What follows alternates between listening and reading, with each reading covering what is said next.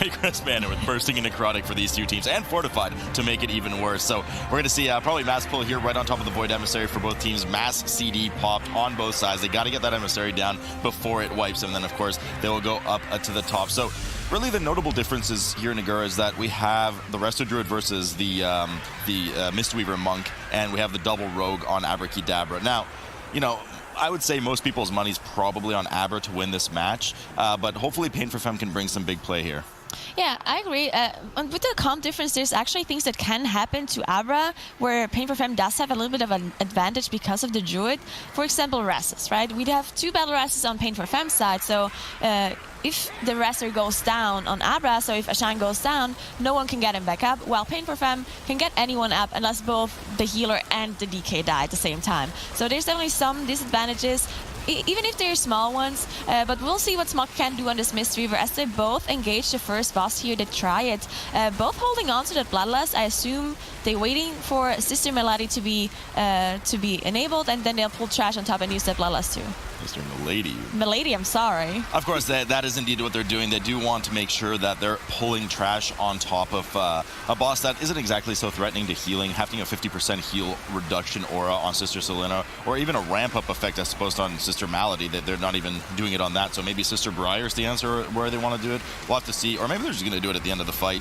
Maybe. Let's just keep guessing until they do it and say, that's the one we thought. That's exactly what I meant. Sister Briar in action here in just a moment for Abrakeydabra. Both teams sitting at 5% of the trash. Sister Briar already down to from her first phase for Paint For Fem. Both, Abrakeydabra has popped their Bloodlust, but a bit of trouble here for Dr. J as he procs his Cheat Death. Finally, we get those Jagged Titles healed off of Ashine as they cleave everything down. Sister Selena has started again, meaning the healing reduction aura is present on the teams along with all the trash here. So a lot of pressure here for Divine Field and Smok right now as Paint For Fem still has not pulled anything on top of the boss or engaged with Bloodlust at this moment, which makes me believe they're either saving it obviously for the very end of the fight or maybe a big pull in the courtyard.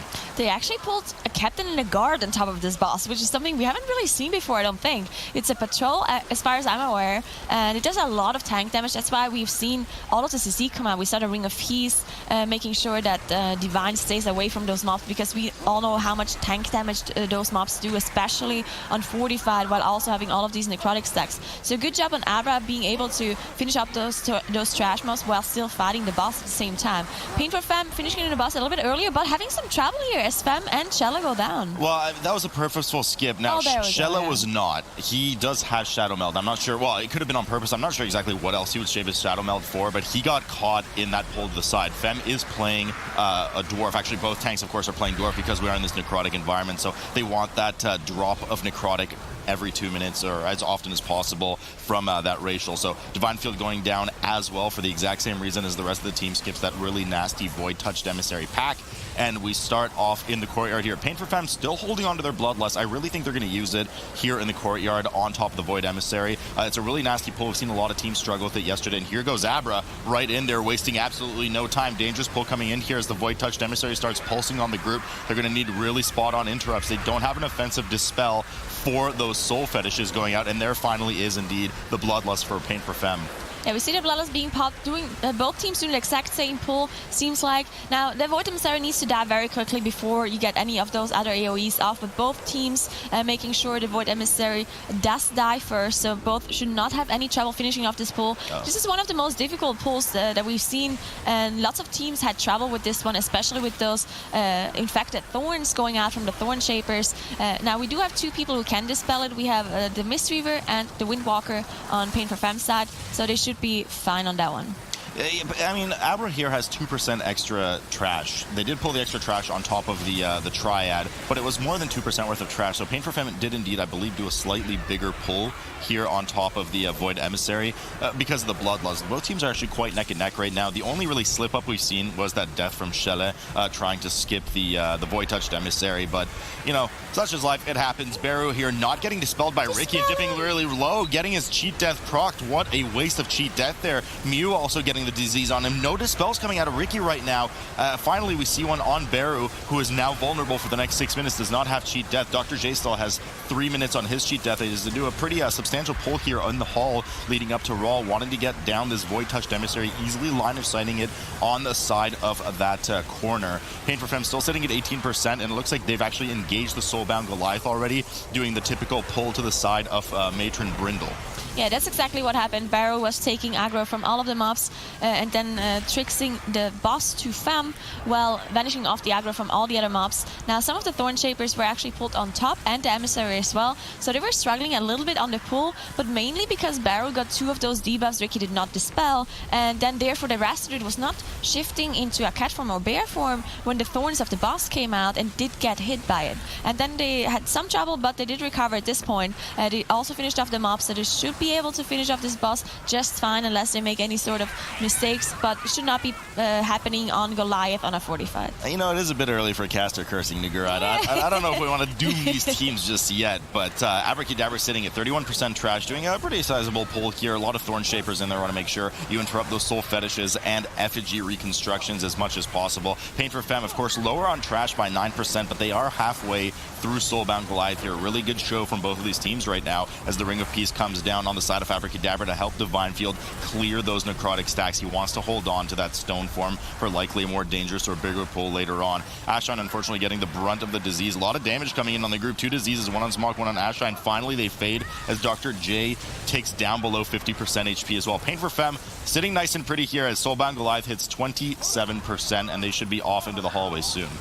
Yeah, one thing to note about Paint For Fem's Rogue Baru, he's actually running human, which is something we've seen for the first time in Underrot by Paint For Fem, because they wanted to get rid of that Lasher stun, which the human racial allows you to get rid of any sort of CC on you. But in Waycrest Manor, I'm not completely sure what exactly he's going to use it for or what the reasoning behind it is. Maybe it's just something to do with damage. Maybe he likes the human more. The human damage benefits more over Dwarf or Night Elf, which we've mostly seen from the Rogues. But we'll see what happens later as they're about to finish off Soulbound Goliath, and Abrakeydabra just now engaged the boss. But again, they're pretty far ahead in trash, 16%, so they're still pretty even, both of those teams. A lot of damage coming in here on top of Mew and Fem right now, finally starting to stabilize as they pull the guard packs sitting in the foyer or left side of the mansion, or of the manor rather, after the triad here, clipping it on top of the boss. But they still have a fair bit of ways to go on. Actually, no, they don't. That was actually Shella's nameplate. I get confused by Shella's nameplate. I was like, oh, there's an enemy running around. Oh, it's actually a red rogue. Paint For Fem, 26% here. They've dealt off with the entire courtyard. Soulbound Goliath is dead, and now they're getting ready to do some of the pulls in the hall here, including the Void Touched Emissary that Abrakeydabra has already dealt with. A lot of damage coming in on Smok right now. They as well have combined some Thorn Shapers on top of Soulbound Goliath, who sits at 63%. Pretty aggressive pull here for Paint For Fem. I don't think they pulled the Gorgers on the Abrakeydabra side, so as long as they can get down that Void, though, shouldn't be a problem. It looked pretty scary there for a second for Smok on Abrakeedabra's side as he dropped really low, and then he got the thorns from the boss applied to him as well. This is something I've been talking about before. Rest of Druids, they can easily avoid the thorns by just shapeshifting, but that's not something the Mistweaver Monk can do on Abra's side. So you can get a little bit unlucky if you get the thorns on you in a very bad moment while you're kiting or while you have to do something else or while you have to heal the tank. Then it can cause some issues. But so far, Abra's doing a really good job. They also pulled some trash on top. They also pulled the Thorn Shaper, so the exact same pull as Paint For Fem did earlier. Paint For Fem, they're already on their way to do the next trash pack. And this is really the most difficult trash in this whole dungeon, really, just because there's so much AoE damage going on because of the bursting and the spits and all those debuffs on the raid from the Gorger, bleeds, and so on. And then on top of that, you also have the tank, which has necrotic and is barely healable at all. Yeah, and it's definitely a rough hallway. You can see all the capped out debuffs essentially on the player frames at the top. A lot of damage here on Fem right now. He's going to need a bit of love. One of the Infest casts went off as well. That's going to turn one maggot. And actually, there's 3 Infest casts on him. So all those maggots that are infecting Fem will actually essentially spawn into 2, so they're going from 3 to 6 maggots here, so just extra health that they have to chew through, plus those necrotic stacks. But Fem did use his stone skin there from Dwarf Rachel and managed to reset the stacks without needing any kind of ridiculous kiting or Ring of Peace to save him there. Interesting to note, Divine Field, for one of the rare times, is actually running an offensive trinket this time, so he's playing Butcher's Block, whereas Paint For Fem is sticking, or Fem on Paint For Fem is sticking to a more traditional double defensive trinket right now. So Abrakeydabra definitely trying to edge out as much offensive value as they can right now and overcome this team. But Paint For Fem's looking pretty good here right now, Nagura. They're only 4% behind on trash, and they're both sitting in the hallway. There's that 1 death difference, though, still. So if it goes at this pace, they got their work cut out for them. Yeah, and there's a small little trick that I see Fem doing right there. He jumped on this little latch on the corner, and Baru was tricksing some mobs on top of him. They all snapped to him, so found a little snapping spot here in Waycrest as well in this dungeon. It's always nice to see those new tricks and things they come up with. And it worked out really well as they gathered up a lot of mobs here for Paint For Fem. They're now going to be ahead in percentage compared to Abra. Yeah, Abra is combining a bit of the trash and rolls room with the side emissary of the tides there with the infected peasant, something that Paint For Fem just killed. You know, the most aggressive thing you can do in the room here is cleave everything down on top of the boss, which is exactly what they're doing actually right now. Paint For Fem, aggressive pull here. They actually left the corner pack untouched right now, which is the one that contains the enchanted emissary. We actually saw that wipe method EU yesterday, so they don't want anything to do with that right now. A lot of damage coming in on Fem. He doesn't have Stone Skin available. Double bleed on Ricky as well. Needs some attention from Mew, finally getting healed up as the bursting starts rolling in on top of the group. Fem sitting at 42 stacks of necrotic. He needs that stone form coming up right away. There it is, immediately pops it, but it was too little too late. Fem goes down, Battle Rest comes up from Muo, and he gets Fem up, but there's going to be aggro all over the place. Ricky goes down, Bear is about to go down, Muo goes down, and it looks like it's going to be a full team wipe for Paint For Fem here. This entire reset strategy relies over that stone form for dwarves, and they pulled too prematurely. He still had about 20-30 seconds on that cooldown before they pulled, and it was too little too late. By the time he popped it, he was already at 43 stacks of necrotic, a bunch of bursting stacks, and it was just too late to heal at that point. They should have waited just a bit longer, maybe pulled an extra trash pack, and then gone into the boss. Yeah, either that or, I mean, also the Ring of Peace from Ricky came out almost immediately as soon as they pulled. Maybe if they, you know, wait a little bit, let Fem get some necrotic stacks, and then use the Ring of Peace, then use the stun, just delay everything a little bit until that stone form is ready. Either way, maybe they were faster than they are in practice, because usually you know exactly when stone skin is ready, especially in a dungeon like that when you need it, when you literally rely on stone skin. So either they were faster than they were in practice, or they just miscalculated something. We see the healer actually going down here, unfortunately, while trying to run back and get the rest up. But Ricky is there to rest him, so they should be able to get everyone up. But at this point, they're really far behind because of this whip. Yeah, that's actually really lucky for them, because what happened is the Void Emissary has True Sight. You can't stealth past it. And I think he had his Shadow Meld at the end, but something went wrong with it. Nonetheless, Ricky did manage to save the day there and res, and they're going to go at it again. Abrakeydabra moving much slower through everything else and killing some of those marksmen in the living room or lodge area, if you will. 69% on the board for them, 70%, 72% now. On the board for Abrakeydabra as they get ready for the Raw Room here in a moment. They have their Bloodlust available. Both healers have procced their staff. Muse, of course, staff debuff is gone because he died, but it was procced earlier during the haul, so neither of those teams really have a huge staff proc to rely on. Here comes finally the Bloodlust with half of the trash in Raw's room. The Enchanted Emissary being kept at bay on the side. Certainly don't want that, reflecting 200% of the damage here, and no problem for the team. Early Ring of Peace to make sure Divine Field is nice and safe. That was only at 15 stacks of necrotic out of the max 50. Well, you can go beyond 50, but max a healing debuff of 50. Divine Field popping Stone Form as well and ending it there. But Fem having a lot of trouble on the side of Paint For Fem right now as they do another aggressive pull. They don't have the Bloodlust is coming up in a second. We'll see if they decide to use it right now. Looks like they're much more stable. Stone Form not available on the side of Paint For Fem either, but looks like both teams managed to pull it off this time. But at what cost for Paint For Fem? They're now sitting at 10 deaths. Yeah, that looked very sketchy here again for Paint For Fem. He did have the Stone Form ready this time around at the very start. Used it pretty early and then still got a lot of necrotic stacks after the Stone Form and almost went down. He was sitting on low percent HP for quite a long time. So some struggle here for Paint For Fem. Well, look at Abra, right? They were doing some trash before they did this Ral pull. They were waiting for the Bloodlust. They were waiting for the Bloodlust cooldown, did some other trash, some marksman that they have to do anyway if they don't want to backtrack afterwards, right? So I like what Abra did here. They were just, getting all the trash done first, waiting for the Bloodlust, then go to Ral, pop the Bloodlust, make this pull a lot safer. While Paint For Fem is prematurely kind of ran into Ral, not having the stone form ready, not having the Bloodlust, and just everything kind of falling apart. Not completely sure what exactly they want to use their Bloodlust on, but this pull really seems like Bloodlust would be very good here.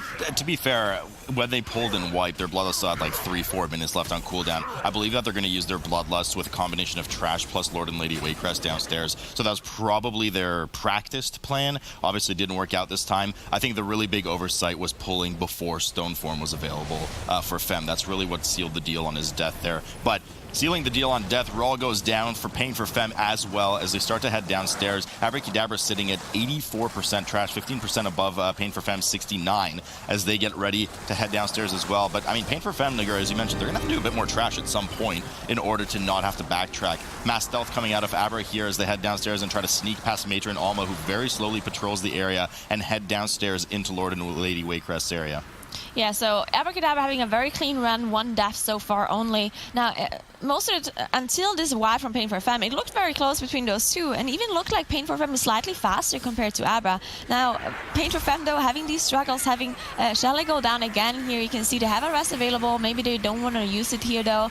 But in the end, Abrakeydabra just playing much cleaner, much better execution on their side, and it seemed like their strategy is also a little bit safer with, with the Bloodlust on this very difficult pull. And they also just pulled the trash on top of Lady Waycrest, so they were also doing this one that Paint For Fem probably saving Bloodlust for, and Abra is doing this one without Bloodlust and just using it for Ral instead, which seemed to work out for them. It works out fine. Divine Field, just a bit of trouble here, but big Absorb comes up on him right now, I believe, as an Edict proc there. So nice timing on that Absorb as Lady Waycrest hits her first transition, about to do second. Lord Waycrest going down to that 30% threshold where he does siphon some of the health off from Lady Waycrest, as we all know and love. Abrakeydabra, 90% trash here.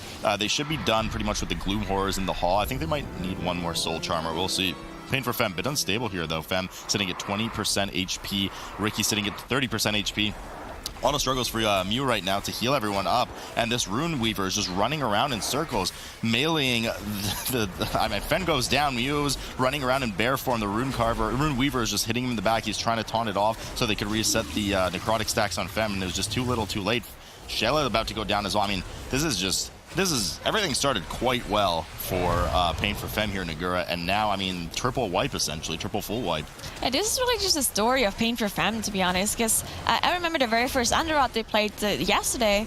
Everything looked perfectly fine. They were doing those huge pulls. They saved their Bloodlust for the Kragma room. Everything seemed perfect, and it seemed like they had very good strategies as well. But then all of a sudden, they just start falling apart, and maybe that's the point. Maybe they just overdo it. Maybe they try to do too many of those big and flashy pulls, and some of them work, but then the others just don't work because they don't have the cooldowns for it, or they don't have the defensives for it, which is the same thing that happened in Underrot as well. So maybe the strategies are just a little bit too much, or the success rate is just not high enough for them. So that's definitely a problem for Paint For Fem, as Abra does not seem to be having this problem at all so far, as they're still on 1 death, very clean, as they're about to finish off Lady Waycrest and Lord Waycrest. Yeah, I mean, with Paint For Fem, I feel like their routing is good. I feel like it's no problem with the general strategy, but their performance has not been up to snuff. Just basic mistakes like pulling before you know your stone form is ready on roll. I'm sure Titles will come back to this fact as well. Fem not being able to reset his necrotic there, the healer dying because he needed to taunt the Rune Weaver and he couldn't heal anybody else. I mean, just things like that can happen.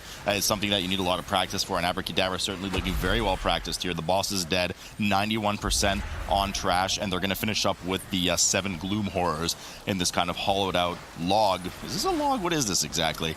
It's like an empty bone river.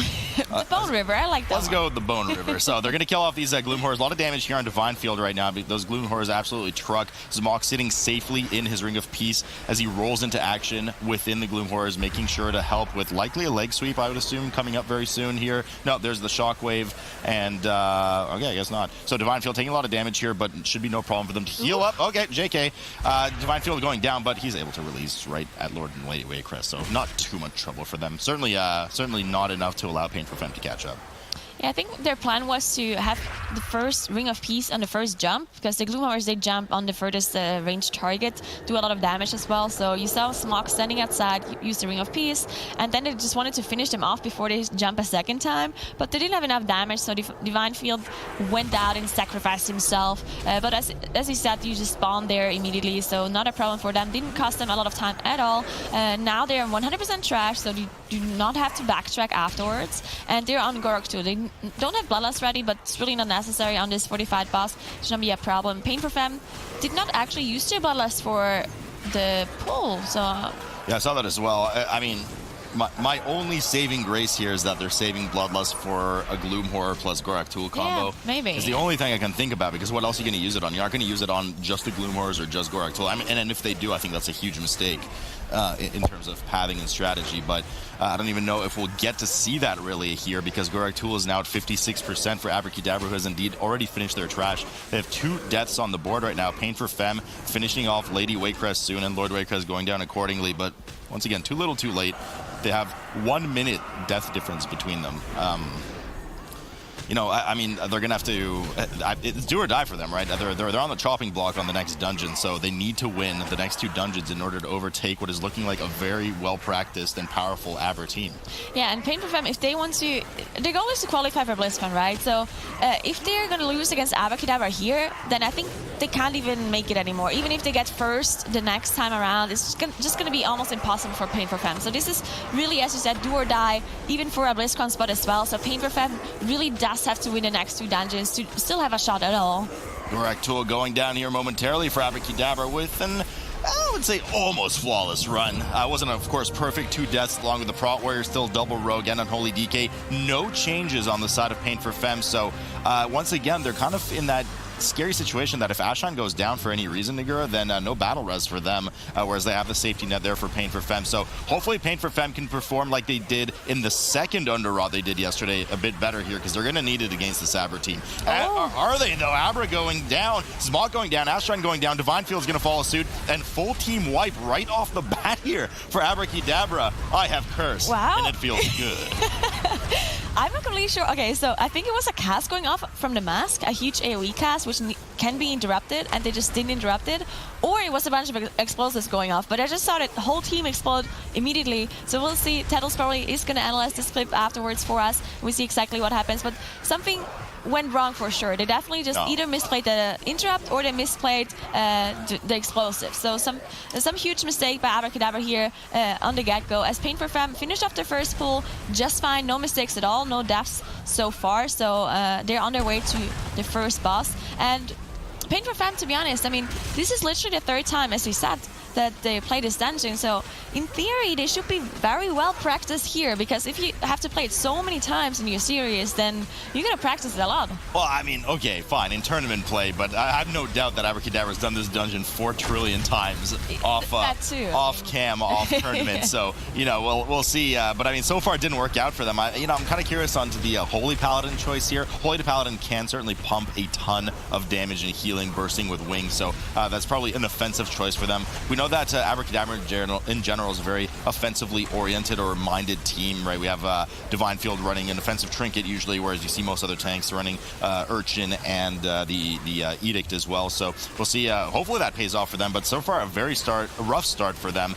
Elderly Axa here already at 30% for Paint For Fem as they look to start getting into, well, Kragma's room. Let's talk about Kragma's room for a sec.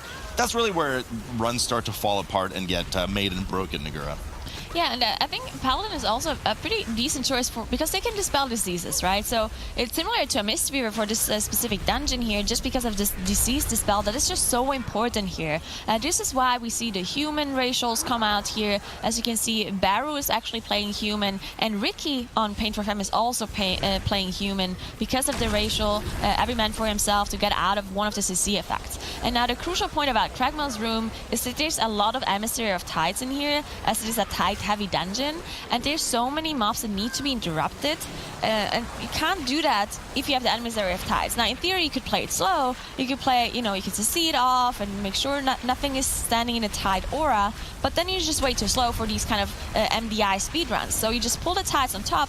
You can't interrupt anything. You can't stun anything, but you use this human racial to get out of it, and then you have to dispel because it is a disease. So Windwalkers are actually able to dispel it, and the Paladin on the other side of Abra is also able to dispel it. Really scary pull here for Paint For Fem. They did commit their Bloodlust to it, as we see so many teams do. It looks like they're able to capitalize on it, though. Really good for them. No deaths, but Bloodlust just about to fall off perfectly. Tons of damage coming in from, obviously, the unholy DK Shella. And Ricky did actually quite well for the Windwalker damage there as well, while Barrow is pretty much on Orb explosive duty, making sure running around and cleaning all of those up. I also spoke too soon, actually. Divine is not wearing an offensive trinket this time, so he's respecting just how dangerous some of the trash can be moving into Kragmaw's room. Paint For Fem, though, sitting here at 30%, but, I also want to mention with the Holy Paladin, I'm not sure how much of a consideration really it is, but the Holy Paladin can't wear the staff. So they don't have the staff proc that Mew will have an advantage by being able to proc in an emergency situation or just to help kill something later. So that's a conscious choice that they have to make. And once again, hopefully it pays off for them in the form of the raw burst output, both for healing and damage that Holy Paladin can do for the side of Abrakeydabra, who has now killed Elderly Axa and is trying to play catch up as quickly as possible. We see the Arcana Trinket being channeled there by, was it Dr. Yeah, so Dr. J. So they're getting ready for a pretty big pull. But again, man, they did this yesterday. Jay channels his trinket. And then they shroud. Yeah. And then look how slowly they're moving. He just wasted about 7 seconds of a 30-second massive primary stat buff doing nothing.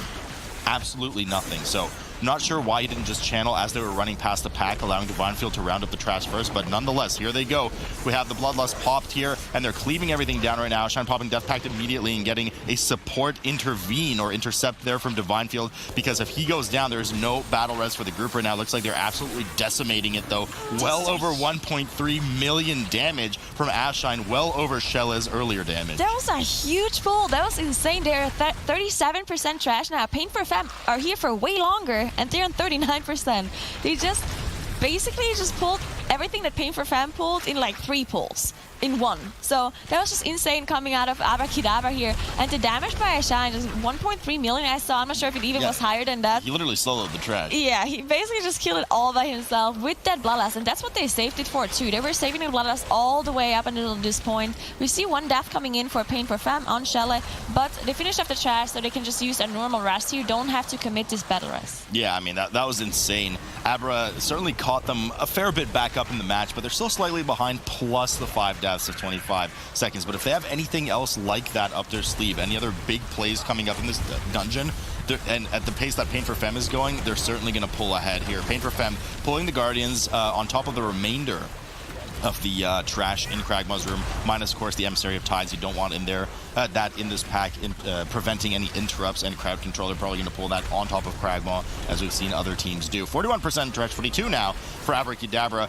as they're about to do the same pull that Paint For Fem is on, who sits at 50%. They actually pulled Kragmaw on top of the rest of this trash, so bit of a dangerous pull. A lot of damage here for Fem right now as that frontal indigestion goes out. He pops his shield wall in a reactionary measure after already getting chunked from the indigestion, so really dangerous for them, but it does help them stabilize with that 8-second DRCD as we get the first charge coming in from Kragmaw. They will have one more charge before the tantrum, and they need to finish this trash off before that happens.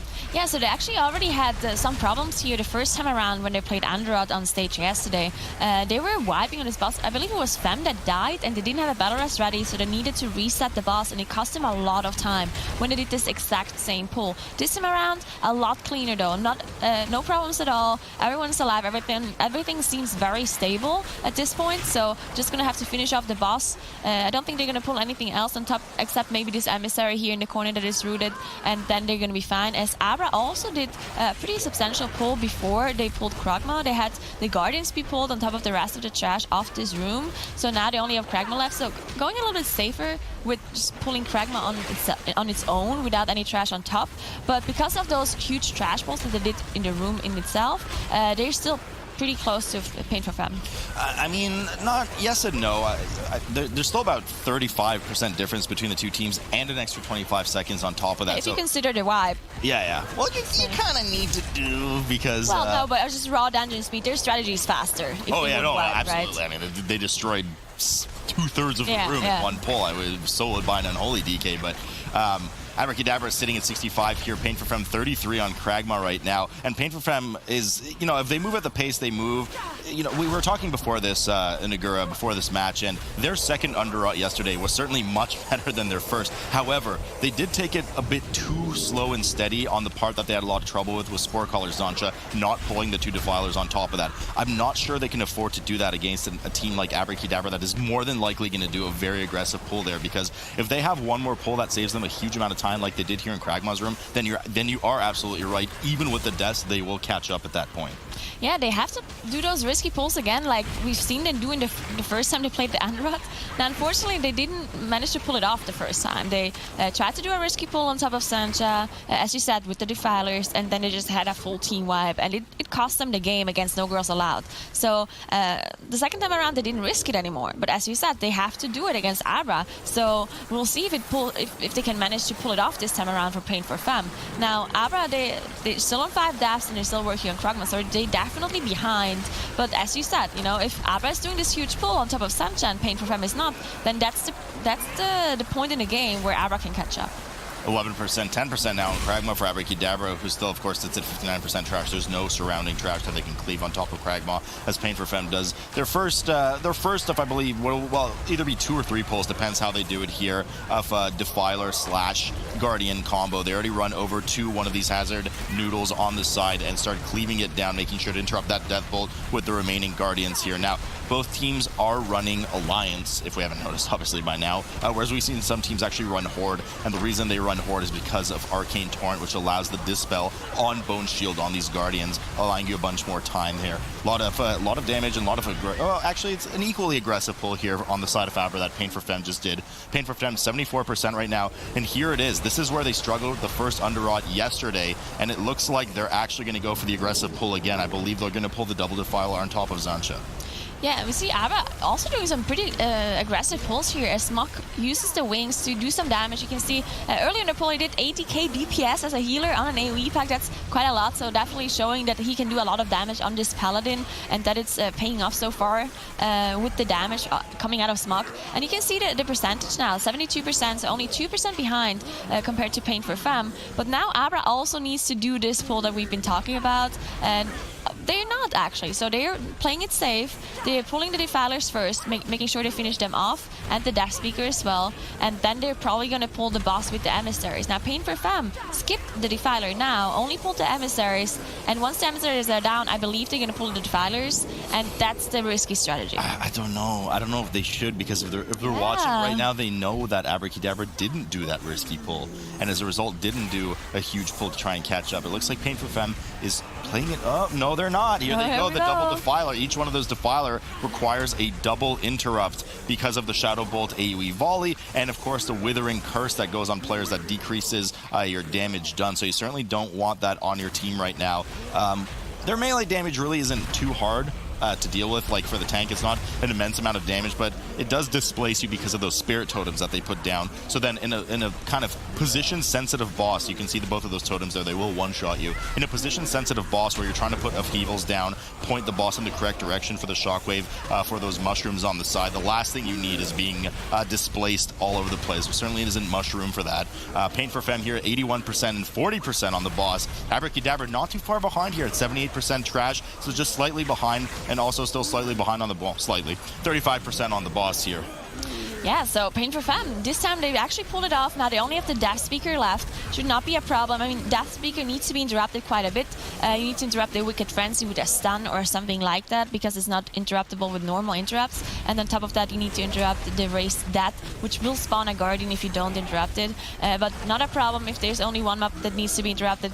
we have a lot of melees that can take care of that one. So not a problem for Paint For Fem. As they have their Bloodlust ready very soon, but I believe the last time around they did save it for the very last boss, which I kind of disagree with, because there's a trash pack to do after this where the Bloodlust, in my opinion, would be better suited and more efficient. But we'll see what Paint For Fem does, as Abrakeydabra finished off most of the trash that they're going to pull on top of Sunshot too, and now they only have Sunshot left. Yeah, Paint For Fem moving to this dangerous pack, and I think I agree with you. I mean, there's one of these kind of menacing macaronis on the side right now that they blind, and then there's another one because of teaming right beside this Guardian pack, so it makes the pull particularly spicy. You can see here they're going to grab the Guardians on top of it along with the Death Speaker, and of course that Noodle and a Defiler actually joins the fray, but still no Bloodlust for the team right now, so I guess they just don't have that. But we're having Death Bolts go off on the head that they pulled on the side there. I'm not sure exactly what they're planning to do with it, if they're planning to cleave it down on top of the rest of this pack. Fem's starting to kite around a bit just to make sure that the team has space.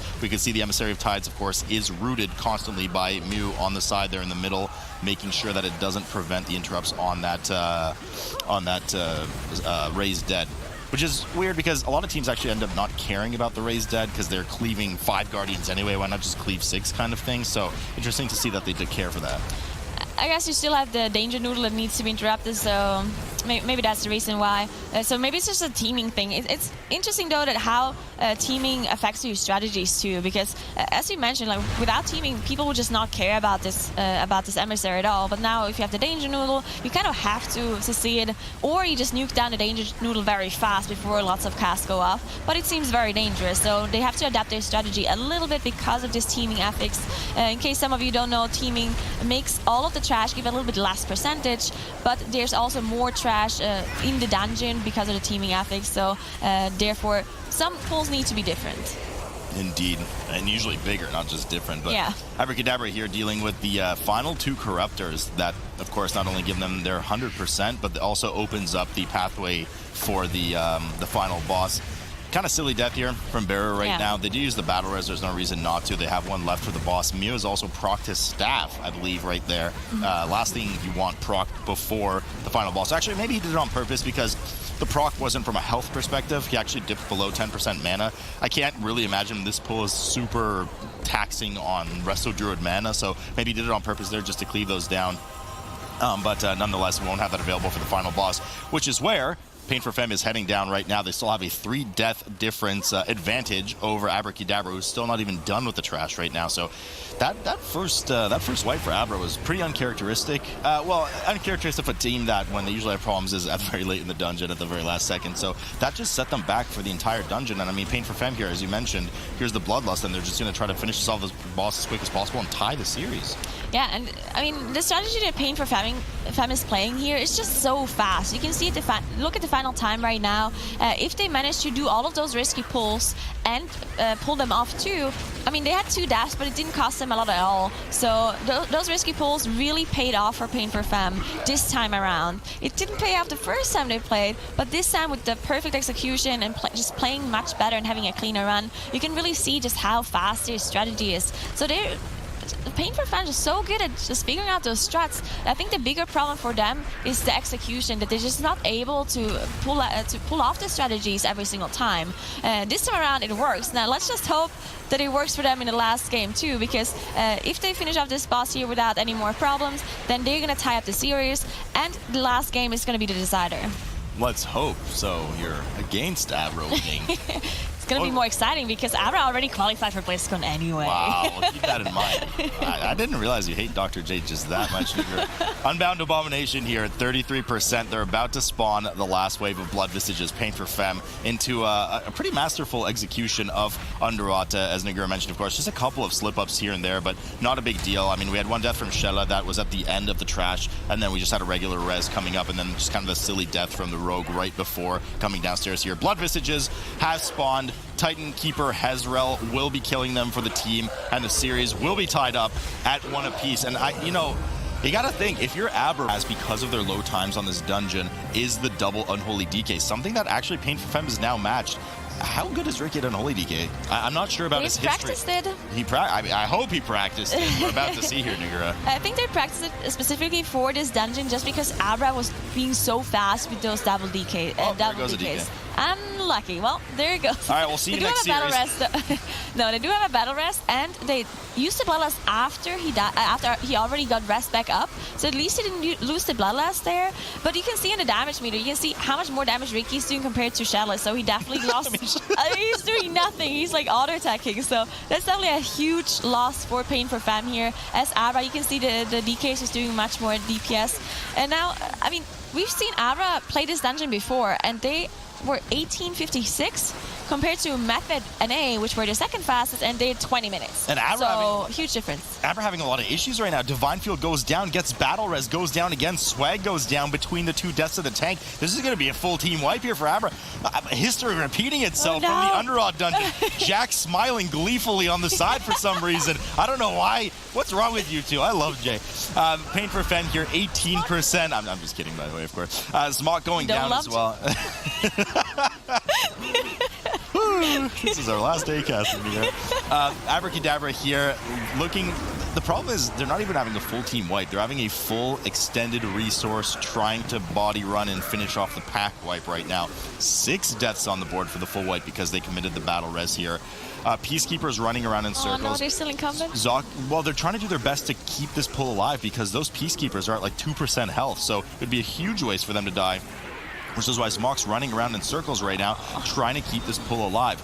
I'm not really sure he's going to be able to pull it off. He's basically oh no, they pulled extra trash on top of it. That's going to be it. That's going to be a full super duper wipe here of 10 deaths for the entire team. I mean, this is a nightmare, and I don't think they can get back, right? Because they used their mass stealth, so they have to clear some of the trash on the way. Can Shadow Melt, but it's on cooldown for some people, so...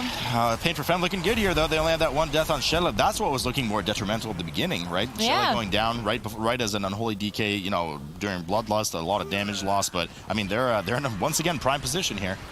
And that's actually a huge thing, to be honest, because when I saw Shella die, I thought maybe he didn't use his cooldowns yet, maybe he can still do the damage that he's supposed to do, but then when we saw that he got rest, he did absolutely no damage, right? And usually you assume that people are not going to die. So that they still managed to pull this off, this huge pull with the Bloodlust pull, without having Shella's damage, is still pretty impressive by Paint For Fem, that they recovered from having such a huge loss at the very start. So well done by them. Can't really say the same thing, unfortunately, for Abra. I mean, I understand that they constantly want to go back and re-engage the trash pack, just because those Peacekeepers have so much HP. It's a 45 setting, so if you have them really low and you start wiping off, sometimes on other packs you might just be like, you know what, let's just wipe it off, go again, right? But on such a pull where you commit your Bloodlust, you have those Peacekeepers with insane amounts of HP, you just kind of want to go back in and try to save the pull, and that's why it cost them to die 11 times,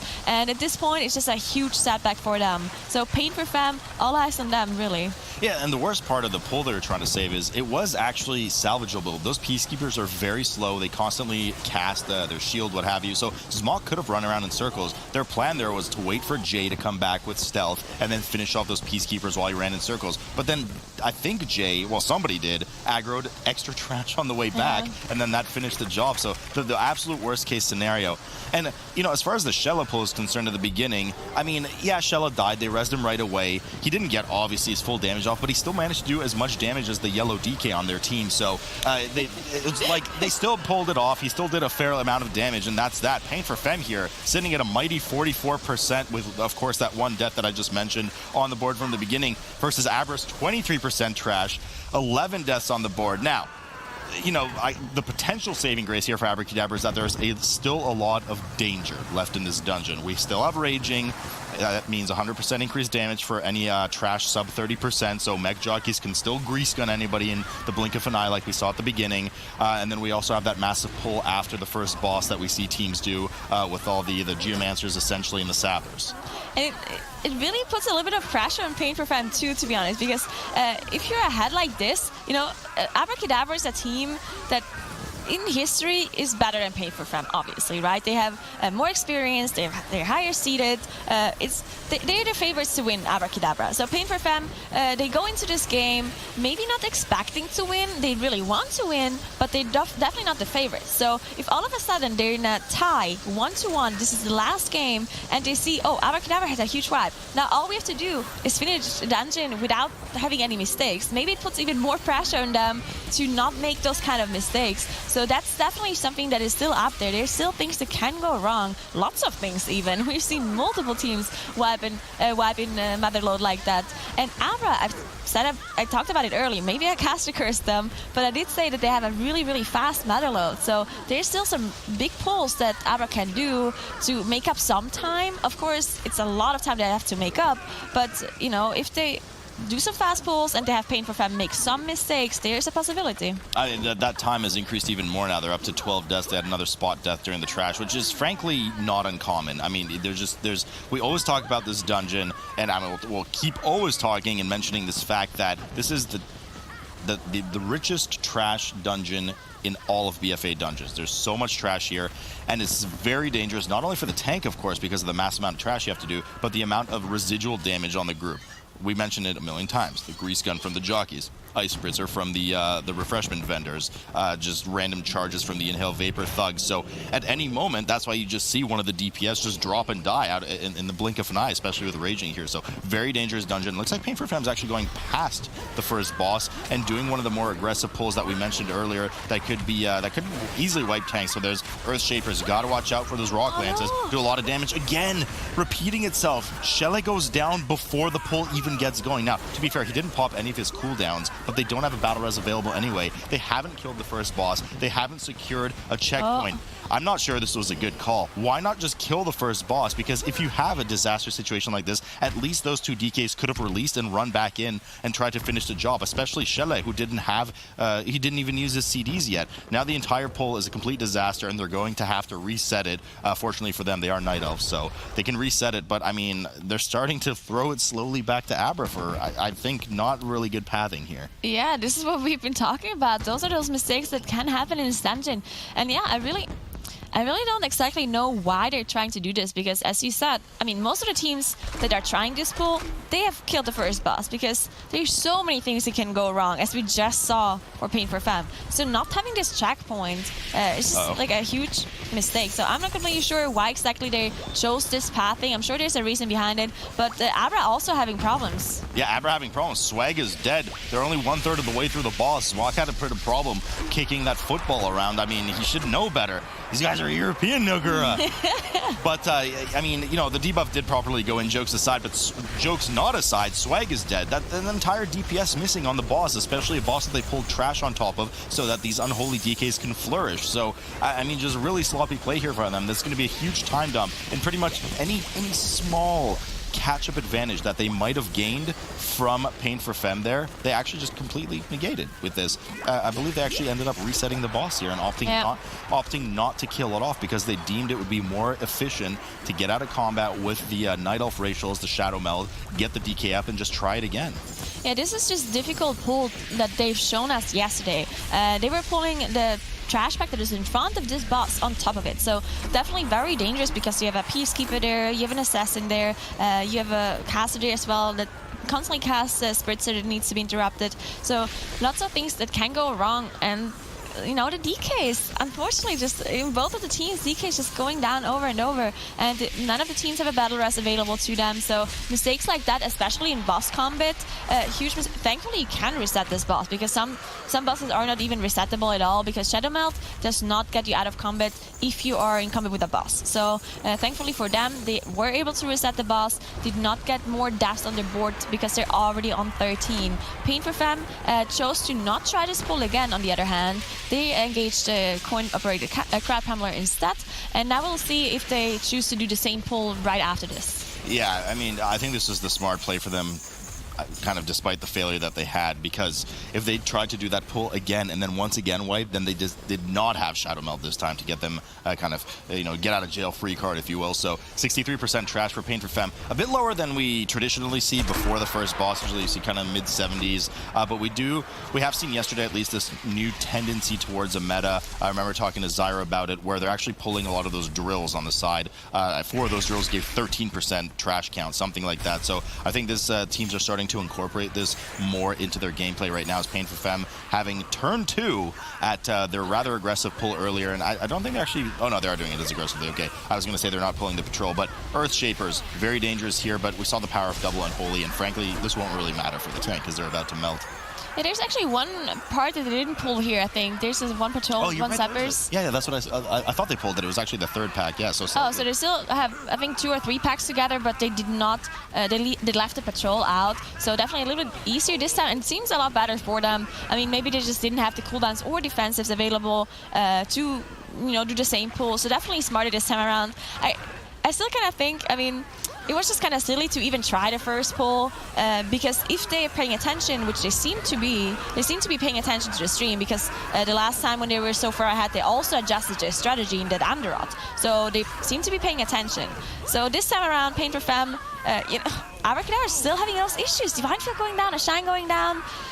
I don't know. It's just not their MOTHERLODE today. Well, the thing is that they ran out of gas. This pull unraveled very slowly as you were talking, because you were looking at Paint For Fem. Yeah. Swag died early, so he died before the mobs got to raging. So then the raging mobs, which do some residual damage to the group, killed Ashine as well.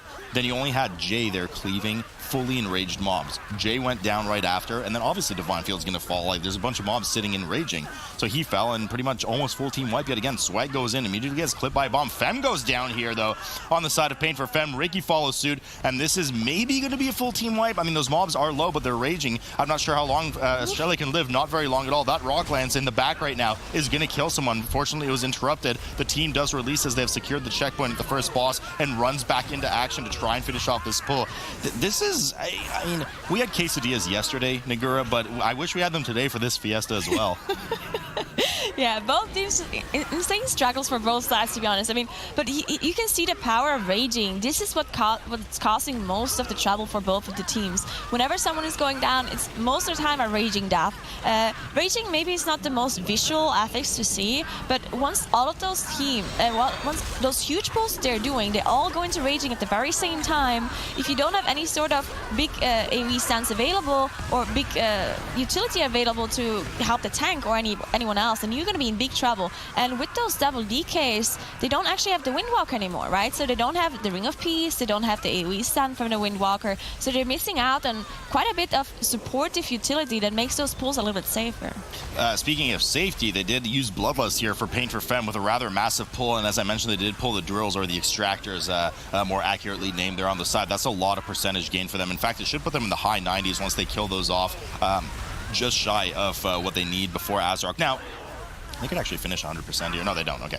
94% for them. So they're going to be moving up to Azarok soon, and they're probably going to finish their last percent somewhere near the gauntlet here, I would assume. We don't really see teams pull the R&D wing at all anymore, but Swag going down again for Abra.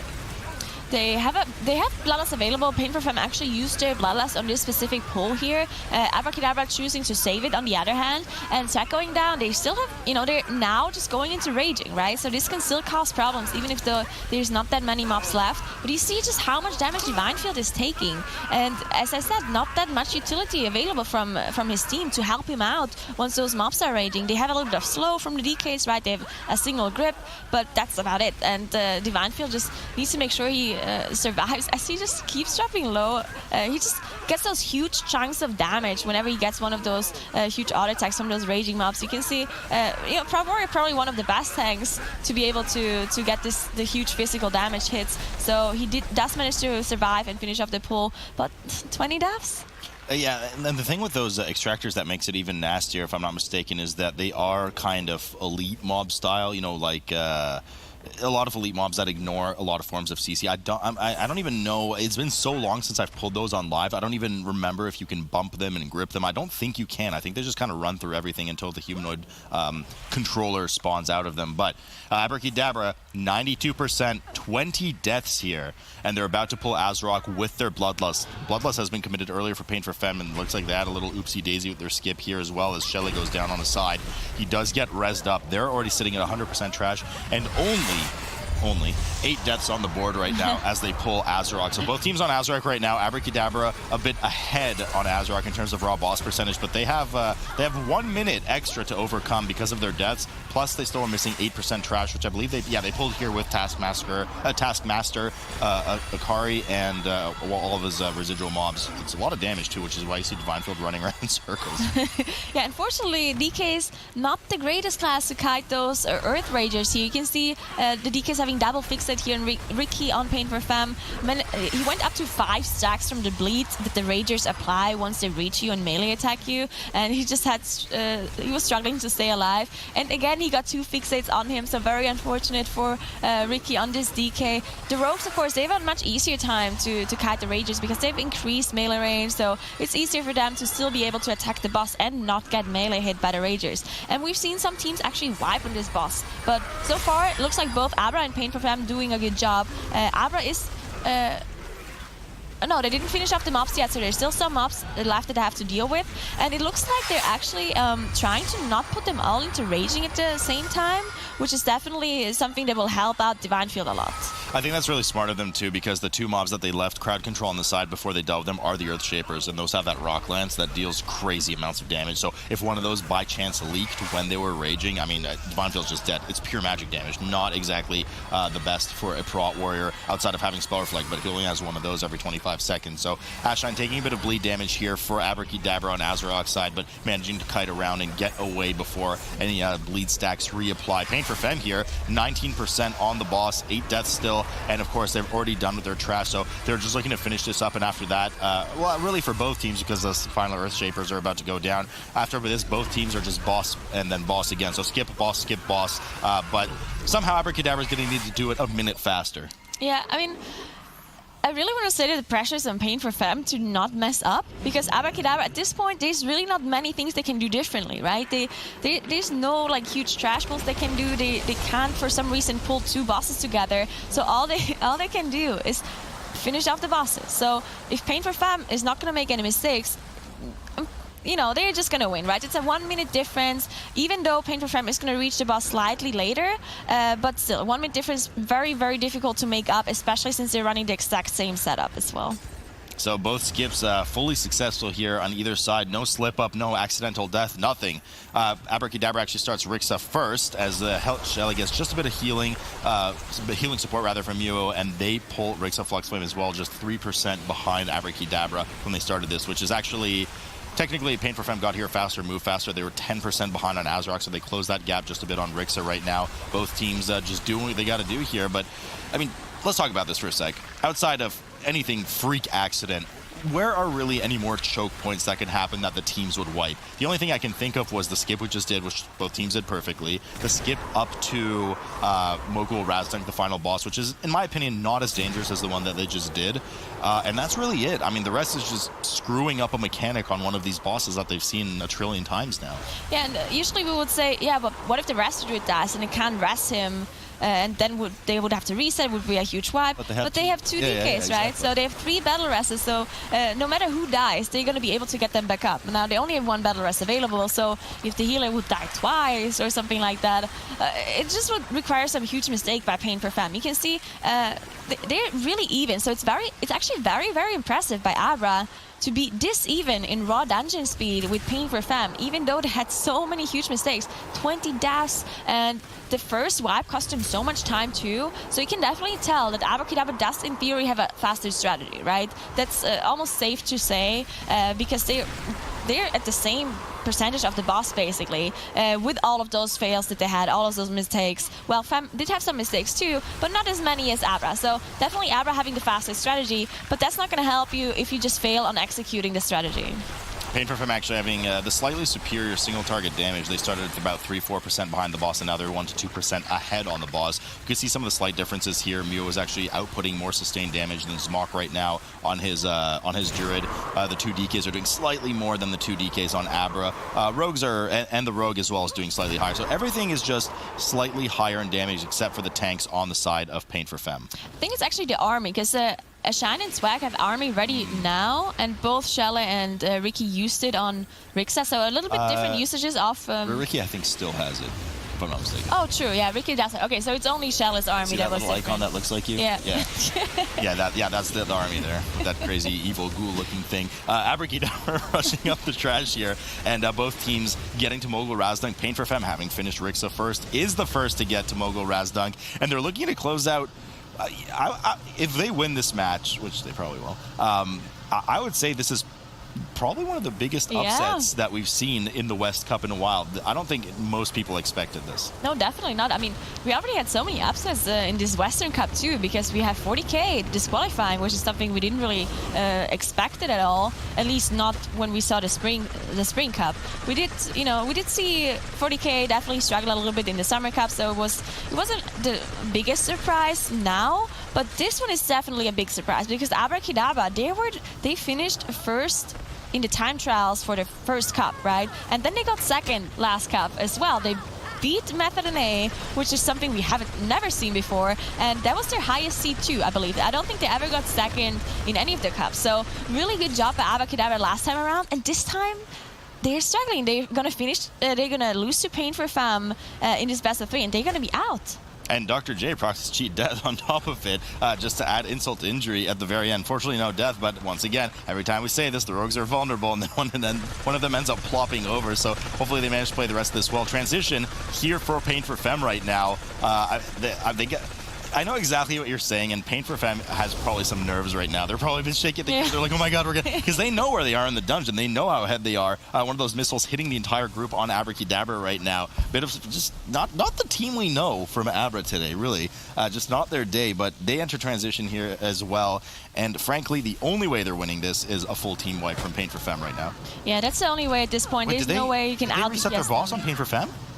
I think they reset the boss. Ooh, okay, they did. Oh, well, there's the mistake that we're talking about. Yeah, but that actually might have thrown them the match. That definitely did throw them the match. The 1 minute difference, there's no way they're going to make up for this now. I mean, they reset them at 50%, so...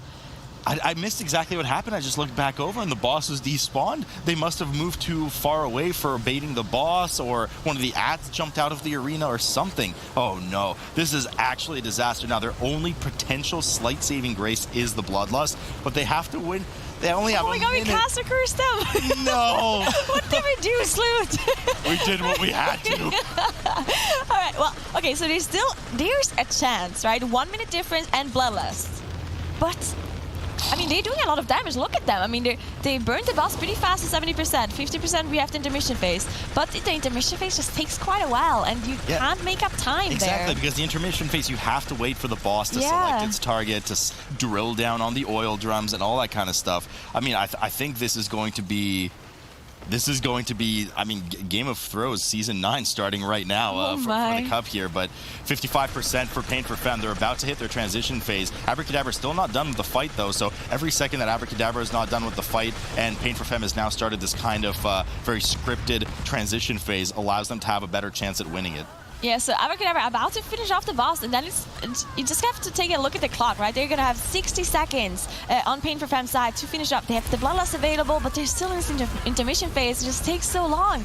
And Abra, they're done. They're done with the dungeon. 1 minute from now on for Paint For Fem, they're not going to be able to make it. I don't think they are. They don't have any cooldowns available either for that Bloodlust, so as much of a saving grace as that would be, it's just not enough for them right now. They're still in transition phase right now, and they have, let's see, 40 seconds left. There is, I don't think there's any way they're going to do this. Tranquility going up here from Mio, just making sure everyone's safe. Everybody desperately trying to do whatever damage they can. I think, is this their last oil drum? Yeah. Coming down here right now, but there's no way, man. They have 25 seconds left to burn this boss. There goes the Bloodlust, and they're going to have to do over 2% per second on this boss, plus a little control at the end. I mean, they're going big here. They're going all in right now. 15 seconds left on the clock, 10 seconds left on the clock, but it's just not going to be enough. And somehow, Abrakeydabra pulls out a final magic trick and ends up winning with a 2-1 upset over Paint for, a reverse upset, I suppose, over Paint For Fem, who paints their final stroke of this tournament, Jack. Oh my goodness. Despite their best efforts, Abrakeydabra, as we've seen multiple times in Shrine, it's not going to be as huge of a problem anymore as it used to be with Reaping. That definitely made it a lot harder. But this time around, even if you have a full team up, you almost always spawn at the entrance, except at the very end. So whenever you release, you spawn at the entrance, you need to skip all of those things that you already skipped the first time around. It gives you so much trouble. Now, this first pull that we see from No Girls Allowed and Depleto Squad, very difficult. There's so many things that can go wrong. We see Depleto Squad actually choosing to snap at the bottom of those stairs, while No Girls Allowed goes a little bit slower, pulling a little bit less, and pulling it at the top lantern here. And it's important to mention when we talk about Shrine of the Storm, we've already seen a pretty solid run in the first MDI West Cup from No Girls Allowed. We know they have a pretty solid strategy in this dungeon, and they're very good in their execution, so we're kind of expecting a good run from them. Depleto Squad really has to step up to the table and have an especially good run, mostly because they're actually running not a very good synergistic comp. Chaya is running the Demon Hunter, which is more of a comfort pick, but that also means they don't have the Windwalker physical damage buff that benefits every other player in the group. Every other DPS player in the group, minus the Druid, of course. So their comp is just a little bit inferior in terms of the synergies they have within them, so they're going to have to play that much more better just to beat No Girls Allowed in this dungeon. Yeah, we see a nice adaptation here by Depleto Squad, doing this kind of method use strategy where you see the double stab coming out on those apprentices. Held is being pulled by rats, making sure it's out of range of the bowstring, and the initiate's just being finished off. Hopefully, they're trying to reset now. They're on this latch here. Unfortunately, they're not getting back to aggro right now. There we go. We finally reset. Now they can finish them off. But yeah, this is this kind of method of use strategy that we've seen before. Held is being off-tanked, finishing off the initiates because of the bowstring. The initiates have way less HP than the mini-boss. Held, of course, so you want to finish them off far away. And now they're going to pull Held on top of Aquasir.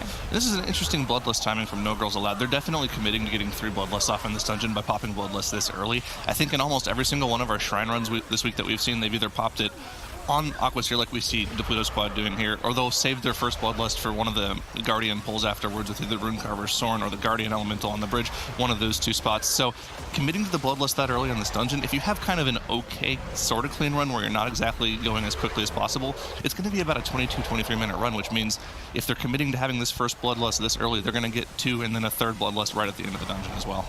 Yeah, Depleto Squad using their Bloodlust for Aquasir here on the very pull, really having this Heldis buff as well, just increasing their damage. You can look at the Demon Hunter damage a little bit. You can compare it to the Windwalker one. To be honest, on live servers, most of the time they're very similar when it comes to utility and damage. The only biggest difference that is already what you've been talking about, it's that the Demon Hunter has the magic buff increase, magic damage increase, and the Windwalker, has the physical damage increase. And of course, physical damage way superior compared to the magic damage. You don't really get anything out of it except your own chaos damage that you do as a Demon Hunter. And the healers damage a little bit from the dots, but even healers do mainly physical damage in cat form with their cat weaving. So definitely would rather want to have this Windwalker. And Ring of Peace also, I would say Ring of Peace is probably better than any other utility that the Demon Hunter provides comparably. Yeah, I mean, the Windwalker in general will just do more for it. I mean, it's kind of funny. Throughout all of Legion and into BFA as well, Demon Hunter and Windwalker have almost been like the exact same character. That melee DPS that brings that giant AoE stun. But then in BFA, they also add in the ability to also have Ring of Peace on top of the stun for Windwalker Monk. So I always feel like Windwalker just has a little bit more in that utility department in terms of a melee DPS. I think it's just in general a better fit for most of these, big rogue comps. Yeah, the only difference, I guess, is, Demon Hunter has the True CC, right? The Imprison. But you don't need it if you have the Rogues already, right? The Rogues already have the Sap, so it's not really going to do that much. And the Offensive Dispel, which is also not that important for most dungeons. There's sometimes where Offensive Dispel is nice to have, but it's never really necessary. It's never really needed specifically. So, Demon Hunter is slightly worse when it comes to utility. They are very tanky, so they're definitely tankier than Windwalkers, right? Because of all the magic resistance that they have and all the leech that they have. But this is a speed run, right?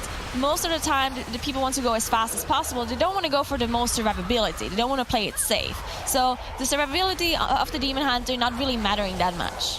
Yep, Heldis and the boss going down at the same time for the Depleto squad, so good cleave damage there as well. No Girls Allowed looking to do pretty much the exact same thing on their side. And the Depleto squad is now going to have to deal with the trash that No Girls Allowed dealt with before the boss. They have that snap going in with the trash right before Aquaseer as well. So it looks like the snap has gone clean, and they'll be able to deal with the trash right afterwards in that cauldron.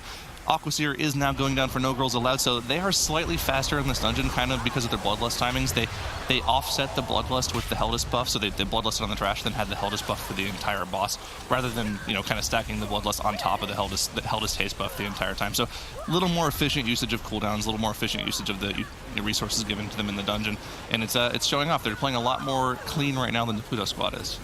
Yeah, and I mean, if you look at the percentage, right, they're both even now, but No Girls Allowed already on their next pull. So the Depleto squad slightly ahead in percentage, 2% here, but No Girls Allowed is going to catch up any second now as they finish off. And now the Depleto squad, now it's really going to be how efficient those teams are going to be with the bolstering, right? Bolstering is so important to play as efficiently as possible. You can never kill all the mobs at the very exact same second. That's just impossible.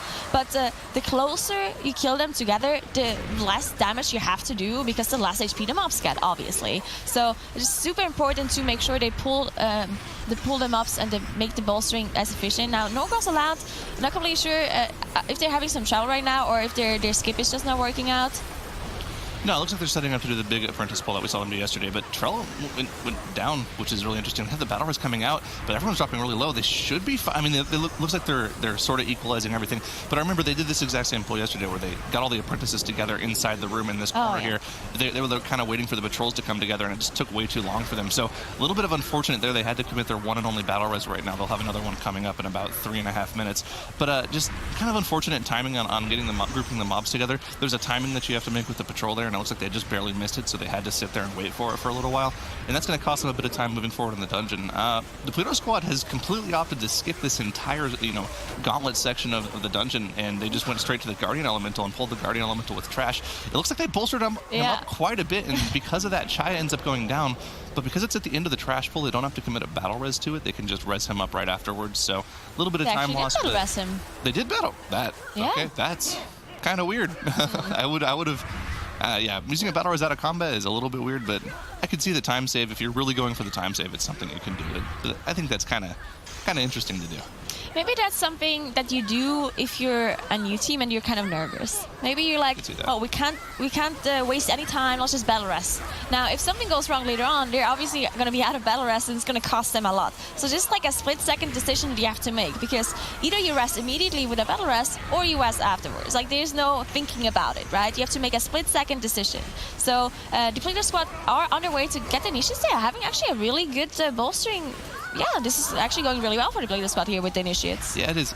Isn't Depleto squad the team that rezzed? I think it is. They rezzed in the lottery at 2% on res on yesterday. Yeah, they just used their battle res with a reckless abandon, I think, is what these guys do. They're like, you know what? We're good players. We shouldn't have to use our battle res. We're going to save the time of having to do the real res. We'll just use a battle res instead. It's like a 5 or 6 second difference in cast time, something like that. So you do save time using the battle res out of combat, but it's kind of like a safety thing to not do that. Big pull from Depleto squad, all of the apprentices in this front area, and Chaya goes down, and hey, lo and behold, no battle res for him. How about that? That's not what you want to see, having a DPS down for this large pull. They're going to have a harder time with one less DPS, cleaving everything down, making sure their bolstering is in range, making sure everything's the same HP, and it's just going to take them a long time to get through this without that DPS.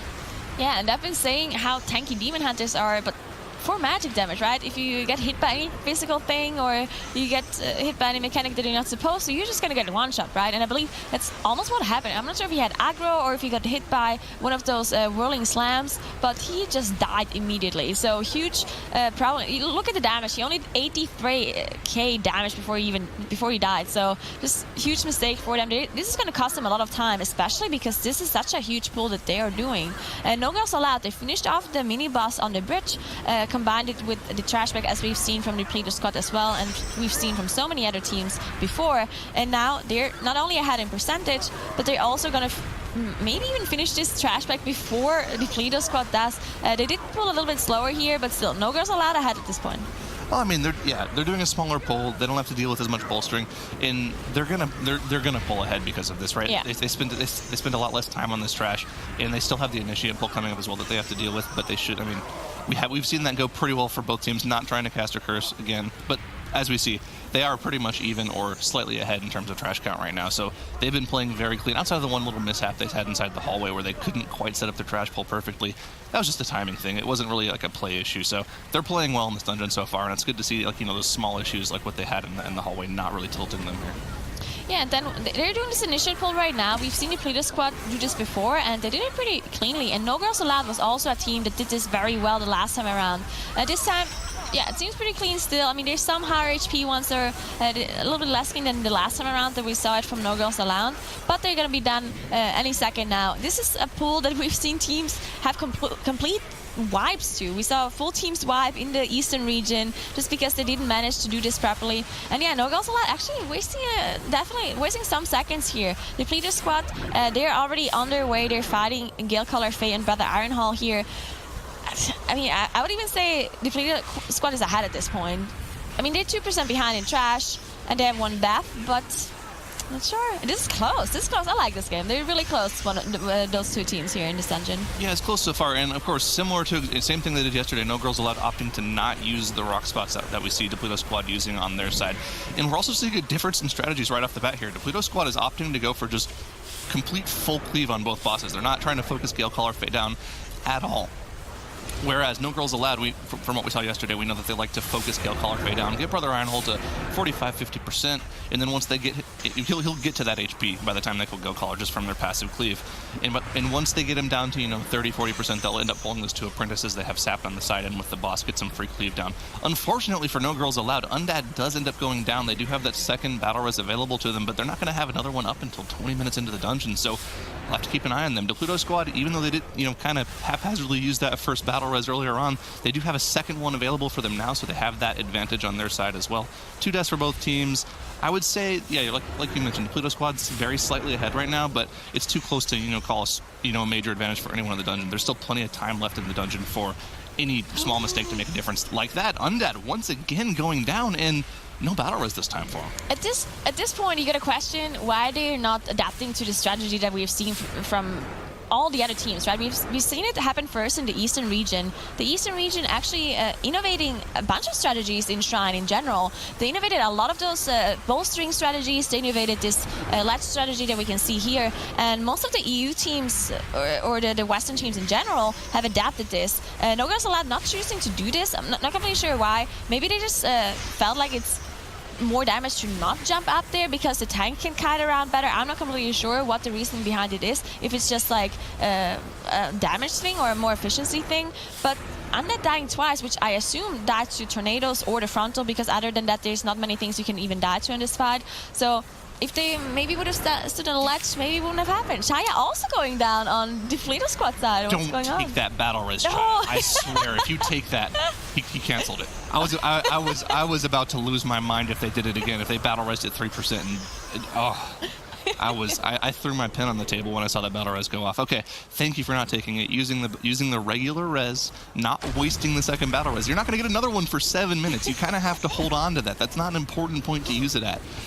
Thank you. Okay, interesting from No Girls Allowed. Even though they're down the DPS, they still commit to pulling the 2 apprentices on top of the boss, so they're still getting their efficient cleave from the Outlaw Rogues in, but this is also extending the amount of time they're in combat. If they chose to just single target Ironhold down, they could have gotten Undead up and then did the trash pull afterwards, but it's kind of... It's a question of whether or not you want to get the third DPS up, or if you want to make sure you commit to that even cleave. So I get this. I think it's still okay. It's just kind of, you could have also had the other DPS. It's definitely a trade-off choice. It looks like they're just opting to go towards what they're used to doing, even though they have 1 DPS less. Yeah, and I guess it's also such a call that you have to make in the moment, right?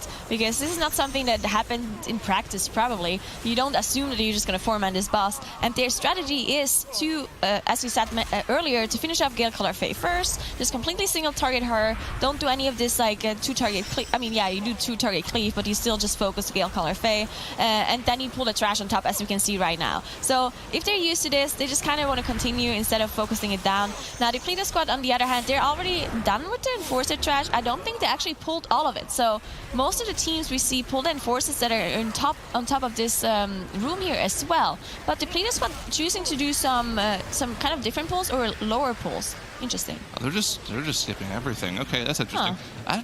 As long as they get to, I think it's 81% when they're done with bridge trash, they should be totally fine on percentage, but we'll have to see what they end up pulling. I don't think just the one pull plus the pat will be enough. We'll have to see. I could be wrong. I'm not the best mathematician in the world, so we'll have to see. But No Girls Allowed also looking like they're going to do this big enforcer pull here. I mean, we saw them do this yesterday, so it's not that crazy. They pull this first pack with the Enchanted Emissary plus Undead goes off, and Jade Lightning's the 2 enforcers on the side. So they have, I believe, 4 enforcers total in this pull. So this is a big tank pull. You're going to see Troll kiting around a lot while everyone else kind of cleaves everything down. Yeah, this is something No Girls Allowed is really efficient in. We've seen them do it yesterday. Trell is kiting around those mobs in a very close circle, just so the ads don't actually spread up too much. You can see they're still very close together, just because there's one Ritualist in here that casts all the time. Now, unfortunately, it did split up a little bit now. You see the Enforcers are pretty far ahead compared to the Ritualist, which causes problems, right? But you can see Dilemma and Sistara, they need to interrupt the Ritualist, but they also want to AoE the Enforcer. So as soon as they're spread up, it's just causing problems because you lose DPS, you lose efficiency, maybe a cast even goes through. But none of that happening for them right now. They are going to finish it up any second now, but slower than last time around, to be honest. Yeah, they're going a lot slower than they were last time around, and it's just, I mean, a lot of it was just a small mistake. The 1 DPS down for the second boss and the bridge problems they had as well. We'll have to see, sorry, not the bridge, the hallway problems they had as well with that patrol and Trell going down in there, costing them their other battle res. So we'll have to see how they're able to commit here. Like we were right, Depleto Squad does have to deal with both of the bridge patrols as well as the emissary that was on the bridge as well. So interesting routing. We usually see most teams try to skip as much of the bridge as possible just because of how difficult these cultists are. All of their abilities do so much damage. The mental assaults, if they hit anyone, can almost one-shot them, and if they don't one-shot them, they'll be stunned for 5 or 6 seconds, which is not really what you want to be doing when you're trying to speedrun a dungeon. So usually people will avoid that's this section of the dungeon like the plague, but they opt to just pull everything, and credit where credit's due. It looks like they're doing pretty well. 80% trash, though. If I'm not mistaken, I think you want to be at 81% when you get into here to finish off the dungeon, so we'll have to keep an eye on that. They might have to do extra eels in the final room on top of what we normally see, so that might not be completely ideal. No Girls Allowed is opting for the more routine strat that we see from most teams, where you just deal with one of the patrols on top of the 2 cultists at the front of the bridge here. That'll put them at that 82% that we see most teams get to, and they're going to be set for the rest of the dungeon. They'll just do both of the cultist packs inside. They'll finish off their trash with the eels at the end of the dungeon. They'll be totally fine. I still like No Girls Allowed strategy more there, just because it has to be more efficient, right? You do 1 enforcer pull and then you do 1 bridge pull. So you do 2 pulls in total, while the Depleto Squad actually did 3 pulls in total. They pulled some of the enforcers, not all of them. Then they did the same pull as No Girls Allowed did now, and then they had to do a 3rd pull on the bridge. So 2 versus 3, I'm not good at math, but I think 3 is more than 2, and that's less efficient. So the Depleto Squad, they're still faster though. So they're doing something right. No Girls Allowed definitely struggling this time in their shrine, and I've probably caster cursed them again, because I did say that their shrine is really good right before we got into this game. So it's probably my fault. You can blame me. This is my doing, but it's still a close game. Both have 3 deaths. The Depleto Squad, they're fighting on Lord Stormsong, so they're ahead in raw dungeon speed. But there's so many things that can happen on the last boss. We've seen so many mistakes happen on the last boss. And maybe one team can one-phase this. I mean, I doubt that they can only get 1 intermission on the last boss, because they don't really have the comps for it, but maybe. I mean, when we saw, I believe, Abrakeydabra doing Shrine of the Storm, I think it was yesterday when they were doing it, we didn't quite get to see them finish off their dungeon, but they definitely looked like with the Unholy Decay they had a chance of finishing off the boss. That boss was getting absolutely melted with the Bloodlust and the Unholy Decay cooldowns, so it looked like they had the opportunity to one-phase it with the Unholy Decay, so I think that's the only time we'd ever see a chance of the boss getting one-phased if a team is running that particular comp. But yeah, neither of these teams are running the Unholy Decay. I don't think Demon Hunter really brings too much to the table in terms of, intermission, like 40-50 second burst, which is what the main phase is of Volzith. So we'll have to see if they can even get close. I doubt they're going to go for it. I guess, I mean, Demon Hunter do a lot of bursts, right? But, I mean, nowhere close to Unholy DK burst, right? So it's very unlikely. And I think Abra literally just made their comp around this very thing. At least it looked like it. It looked like most of the dungeon was a little bit slower because of the DK, and then in the end, they just want to make up a lot of time by one-phasing it. So their whole strategy was being played around this only one transition thing. So I doubt that they're just going to be able to do it without with the Demon Hunter, especially because they're also missing the physical damage buff, right? I'm pretty sure Abra had a DK and a Windwalker. So they were buffing damage and so on. Either way, no girls allowed. They're on 35%, so 30% boss HP behind. In a tyrannical setting, that means quite a bit. Again, there's still chances though for them to get back into this game. So many things can happen in this last room. Depleto squad on their way to the last boss. Now, we've seen most teams pull 2 eel packs on top of the last boss and just leave them down on the pull just because the eels don't actually bolster at all. So it's very efficient to finish them off. But we'll see what Depleto squad does. Yeah, I think if they commit to pulling the eels on top of the boss, we're not going to have a chance of them one-phasing at all. Like, no. We have to see the boss, I think, like sub 70% for these teams to even have a chance to one-phase it going into that first intermission. I don't think anyone's gotten close. We saw 74% from Abrakeydabra yesterday with that Unholy DK of using Festermite because of, all the cleave they were getting. But I think that's really the only shot you're ever going to see. So we'll have to see what they try to do. I mean, they could still go for it, but I think outside of like 2 Rogue 5 buffs, you're not going to see one phase with this particular comp. No Girls Allowed has now downed Lord Stormsong, and they're about 45 seconds behind in the dungeon right now, which is definitely something that can be, caught up with if they're more efficient with how they cleave the trash down on this boss. So there's still a margin for error in here. They still have a shot of coming back in this dungeon. Depleto squad also, there's room to make mistakes. If your healer goes down on this fight, there's no coming back. There's no battle reses for either team here. So there's still a lot of pressure on both of these teams. For sure. I mean, we're back in the situation where there's no DKs in your group, so there's so much pressure on the healer in general for this fight, because you do see the buff on Gigabob right now that does increase your damage, but not only that, it also decreases your HP. So whenever you get hit by anything whatsoever, you're probably just gonna get one shot straight away. And we've seen healers die here in the past. If there's an interrupt that doesn't go through on the denizens, or you get hit by a tentacle or any other damage, you just die. And if you're dead, there's no way of you getting back. And even if you just need to dispel yourself, you also just going to cost your team a lot of damage just because you don't have this buff anymore and you just do not increase your damage anymore. And maybe even have to do another intermission if you dispel yourself. Yep, No Girls Allowed is now also engaged Volzith the Whisperer as well. And like what you mentioned, Depleto squad, they only got the boss to 79%. They're not going for a one phase here. They'll probably get the boss down to something like 20%. Not to mention that they don't even have the Bloodlust available. Yeah, they don't even have it. Yeah. So I'd be surprised if they can get the boss sub 30% without Bloodlust. They're not going to be able to do that much burst damage. They should have the Bloodlust up later on in the fight, but No Girls Allowed will have that Bloodlust pretty much whenever they want it here, the second they start engaging the boss here in this second main phase that they go through. So we'll have to see if they're able to pull ahead here. They are just barely behind right now. Depleto squad now finally dealing with those 3 denizens on top that are actually the trash mobs, and they do end up killing them out of range of the boss, so they don't bolster the boss. They have to make sure that they have the boss on the far side of the platform just for that particular reason. But yeah, Depleto squad, winding up for this second pull that we see teams normally do. They pull another 2 eel packs into the boss, and usually we'd see them pop Bloodlust here, but they don't have it available, so they're going to have to see how much damage they can do to the boss without Bloodlust. I think it's going to be pretty high. It's something like 30-35%, something pretty high like that. Yeah, but I mean, in theory, as long as you use your Bloodlust, it doesn't matter if you use it here or if you use it after the next intermission, if you get the intermission no matter what, in theory, right? Unless you waste a little bit of Bloodlust timing in the end. So the only way to waste a little bit of the Bloodlust is at the very end if you just overdo it at that point. No Girls Allowed has actually opted to pull the eels on top of the trash as well. And on top of that, Edelweiss proccing her staff that she saved up over the entire dungeon, bursting for 20 million damage with the staff. That's insane. So the staff at this point in the dungeon probably has 130, 140 stacks. Yeah. Each of those stacks will do 2.5k damage per. And on top of that, they get increased by by the damage buff on the boss, so she's doing 180% increased damage. That means the staff is doing something like 600 or 700k non-crit on every single mob it hits, and if it crits, it hits for over 1 million damage. So just using that staff to perfection on the side of Edelweiss there, and they have their trash percentage now. We're gonna have to see how low they can get this boss. They're kind of catching up in this dungeon. However, Depleto squad, they're already in their second intermission, and they actually got the boss pretty low, 28% or so.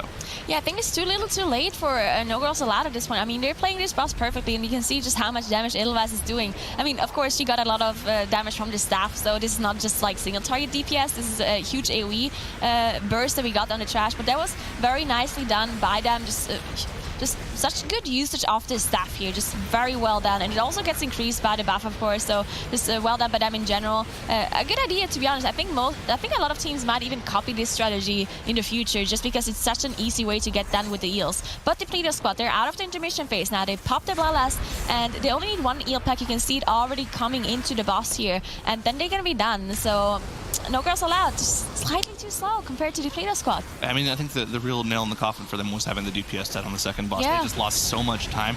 I mean, and on top of that, they made it worse by also pulling trash on top of the boss. So they're going to have to, you know, get back together, think about what they did wrong, and move into the next match. This series is not over. They're not out of the tournament, and they still have the door open for them to do well in this tournament. So dungeon pool there. The first time we saw it was the spring final in Australia, and now we see it in cup play in the summer season. So lots of teams haven't really exactly figured out on how this dungeon should be played perfectly. So I really like watching this just because of all of those different strategies. Now we see No Girls Allowed playing triple rogue and the brewmaster actually, while the Depleto squad just sticking to their comfort with the demon hunter.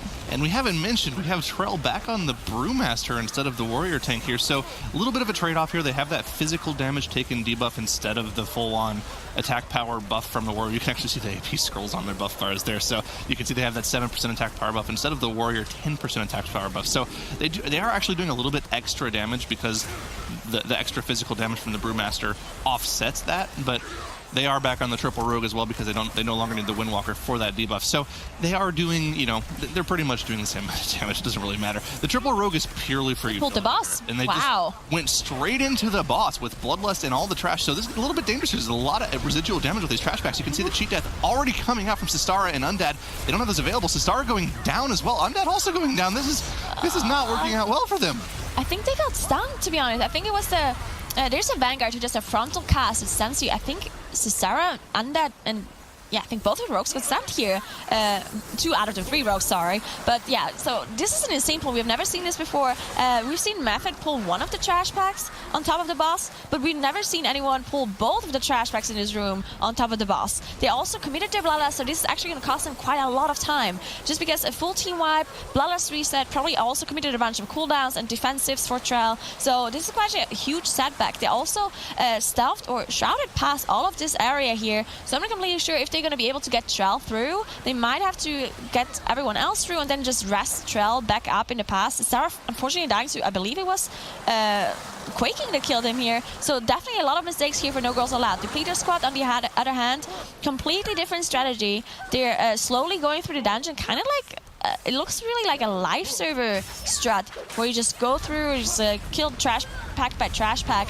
Definitely something we haven't really seen that much before. Most teams just stealth through until their first boss. Yeah, the Depleto squad opting to go a little slower, but because No Girls Allowed went for that pull, and because they released, these guys are Horde. They're not Alliance. They can't just run past everything in Shadow Meld. So that was a planned death by Trell because he released. I mean, ideally, he wouldn't have released in the first place. He would have stayed dead in the boss room and let Edel run back and res him. But because he did end up releasing, he had to go die before the group could run by so he wouldn't get them in combat. And then once he's dead, they can then all stealth by because, you know, Druids and Rogues can stealth. That's something they have in it to their class. They don't need a Shroud, so they can run by and then res him up, which is what you see them doing here. They're going to deal with a couple of these trash packs and just nice and clean before they move on. And I mean, they're probably just going to kill the trash normally at this point. They committed the Bloodlust to trying that pull, and unfortunately, 2 rogues getting stunned and killed because of it is going to ruin your pull. Now, Depleto squad are opting to go for more of the strat that we saw at MDI LAN, where teams are getting to 30 or 40% trash before they even pull the first boss, which is completely different from the more prevalent strategy we've seen in the past couple of cups, where teams will opt to just only kill these 2 trash packs in front of the boss, get to 10 or 11% trash, and then move on later in the dungeon. So interesting to see what they're going to end up skipping in terms of trash later on in the dungeon because they have all this extra trash percentage. Yeah, and it was really... Okay, so this strategy where they would get a lot of trash done, that was really an alliance thing, right? Because I think most of the time in Spring Final they were playing alliance, but Depleto Squad, they playing horde, so they don't have the trash available that is on the alliance side at the start, so they only do the horde side and just go slower in general. I'm not completely sure if maybe they didn't put in too much practice into this dungeon at all, and No Girls Allowed doing... It looks like they're doing the same pull again. Yeah, they're doing the same pull here. I mean, we'll have to keep an eye on that Vanguard, make sure that they don't get stunned by the frontal this time, because that's what it looked like it was last time. The frontal slam ability from the Vanguard will stun and do a massive amount of damage to you if you get hit by it.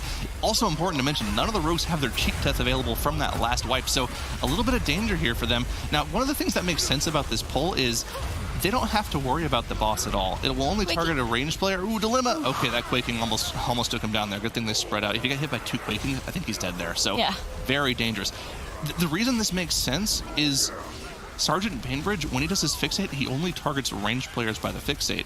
And I think it kind of makes sense. The strategy that they have is they can let the rogues cleave everything down, and by the time you finish all the cleave, if everything goes perfectly, the boss should be getting his first damage amp from hitting one of those bombs. So you kind of lose the single target damage on the boss before the damage amp, but at the same time, you're kind of getting a little extra efficiency in, because by the first second you hit the boss, he's taking extra damage. So I kind of like the strategy. It's a shame that, you know, what happened, because it looks like it's something that could work out really well in general for just efficiency of single target damage. Yeah, I think there's an Emissary of Tides that they pulled on top, so maybe that was the problem. There was, I mean, of course they got stunned. That was the biggest problem. But Emissary of Tides making this this pull so much more difficult, just because there's marksmen that constantly cast a random debuff on somebody. Does a Molten Slag, I believe it's called. Does a lot of damage, leaves the dot behind, and then you have a bunch of other casts, Water Shell, and so on that need to be interrupted. So with this Emissary of Tides, pulling the boss on top of those 2 trash bags just seems insanely difficult. But if it works, then it's definitely going to save you a lot of time. So I believe No Girls Allowed definitely had this work in practice, else they wouldn't be playing it at all. So they probably had a decent success chance at this pull, which is very impressive. So unfortunately not working out here when it really matters in this cap play. Depleto Squad, on the other hand, they're also working on a boss. They're not that far behind when it comes to boss HP. You can see 10% for Depleto Squad, 28% for No Girls Allowed. They do have 13% more trash, though. Yeah, and I think the kind of catch up in boss damage makes sense, because they, like we mentioned, they did pull the boss pretty early, because they pulled it while trash was already out, so they got a little bit of extra cleave damage, maybe just from Edelweiss dotting it, because all the rogues were on top of the cleave. It makes sense, though, because unfortunately they didn't actually get to attack the boss until the second bomb got blown up. The second fixate bomb got blown up, which is not that huge of a damage increase. We're talking, I think it's 50% extra damage for 6 seconds, something like that. So it's not the biggest damage increase, but it is something, right? And they didn't have their Bloodlust when they pulled off this pull the second time. So I imagine with Bloodlust, they will finish off all that trash by the time the first damage amp is about to happen, so they can have setup damage. They can have their dead shot procs ready for that if they're running those traits. They can do a lot of burst damage during that 6-second window. So it's a little unfortunate we didn't get to see them pull it off with the Bloodlust. I think it would have been a little more impressive. They would have also had vastly increased boss damage as well. So interesting strategy to see. I think that's something that's, you know, like you were mentioning, teams are still coming up with new strats and new ways to do this dungeon, and I think that's, I mean, we haven't seen that before. That's a new one. There's something very cool that you can see Shaya doing on his Demon Hunter, actually. Well, not as cool when you die. That's really cool. But what he was trying to do is he wanted to double jump over with his Demon Hunter wings, and he wanted to tag the gutters that are on the other side of this river here. Usually you just see the rest of it just going over there, just, you know, Sunfire, Moonfire, making sure you tag them, because once you tag them, they just kill each other, and you do get the percentage once they're dying, as long as you do any sort of damage ability to them. And we saw Chaya just trying to jump into the water and throw glaives over there to tag them, but he fell into the water, didn't get out in time, and the shark unfortunately got him. Yeah, I mean, I'm still trying to figure out what Depleto Squad is going to skip, because essentially all of the trash after that first pack that you do after the first boss is just killed by spotters. It's just spotter management. So maybe they're not that practiced in this dungeon, and they kind of wanted to remove some of the spotter RNG of players not knowing what to do when they got the spotter debuff on them. Maybe that's all it is, because probably, as long as you manage your moms properly. Now, it's also important to mention they don't have the monk for a ring apiece to keep everything together as well. That's an extra, you know, negative benefit to the comp. Negative benefit.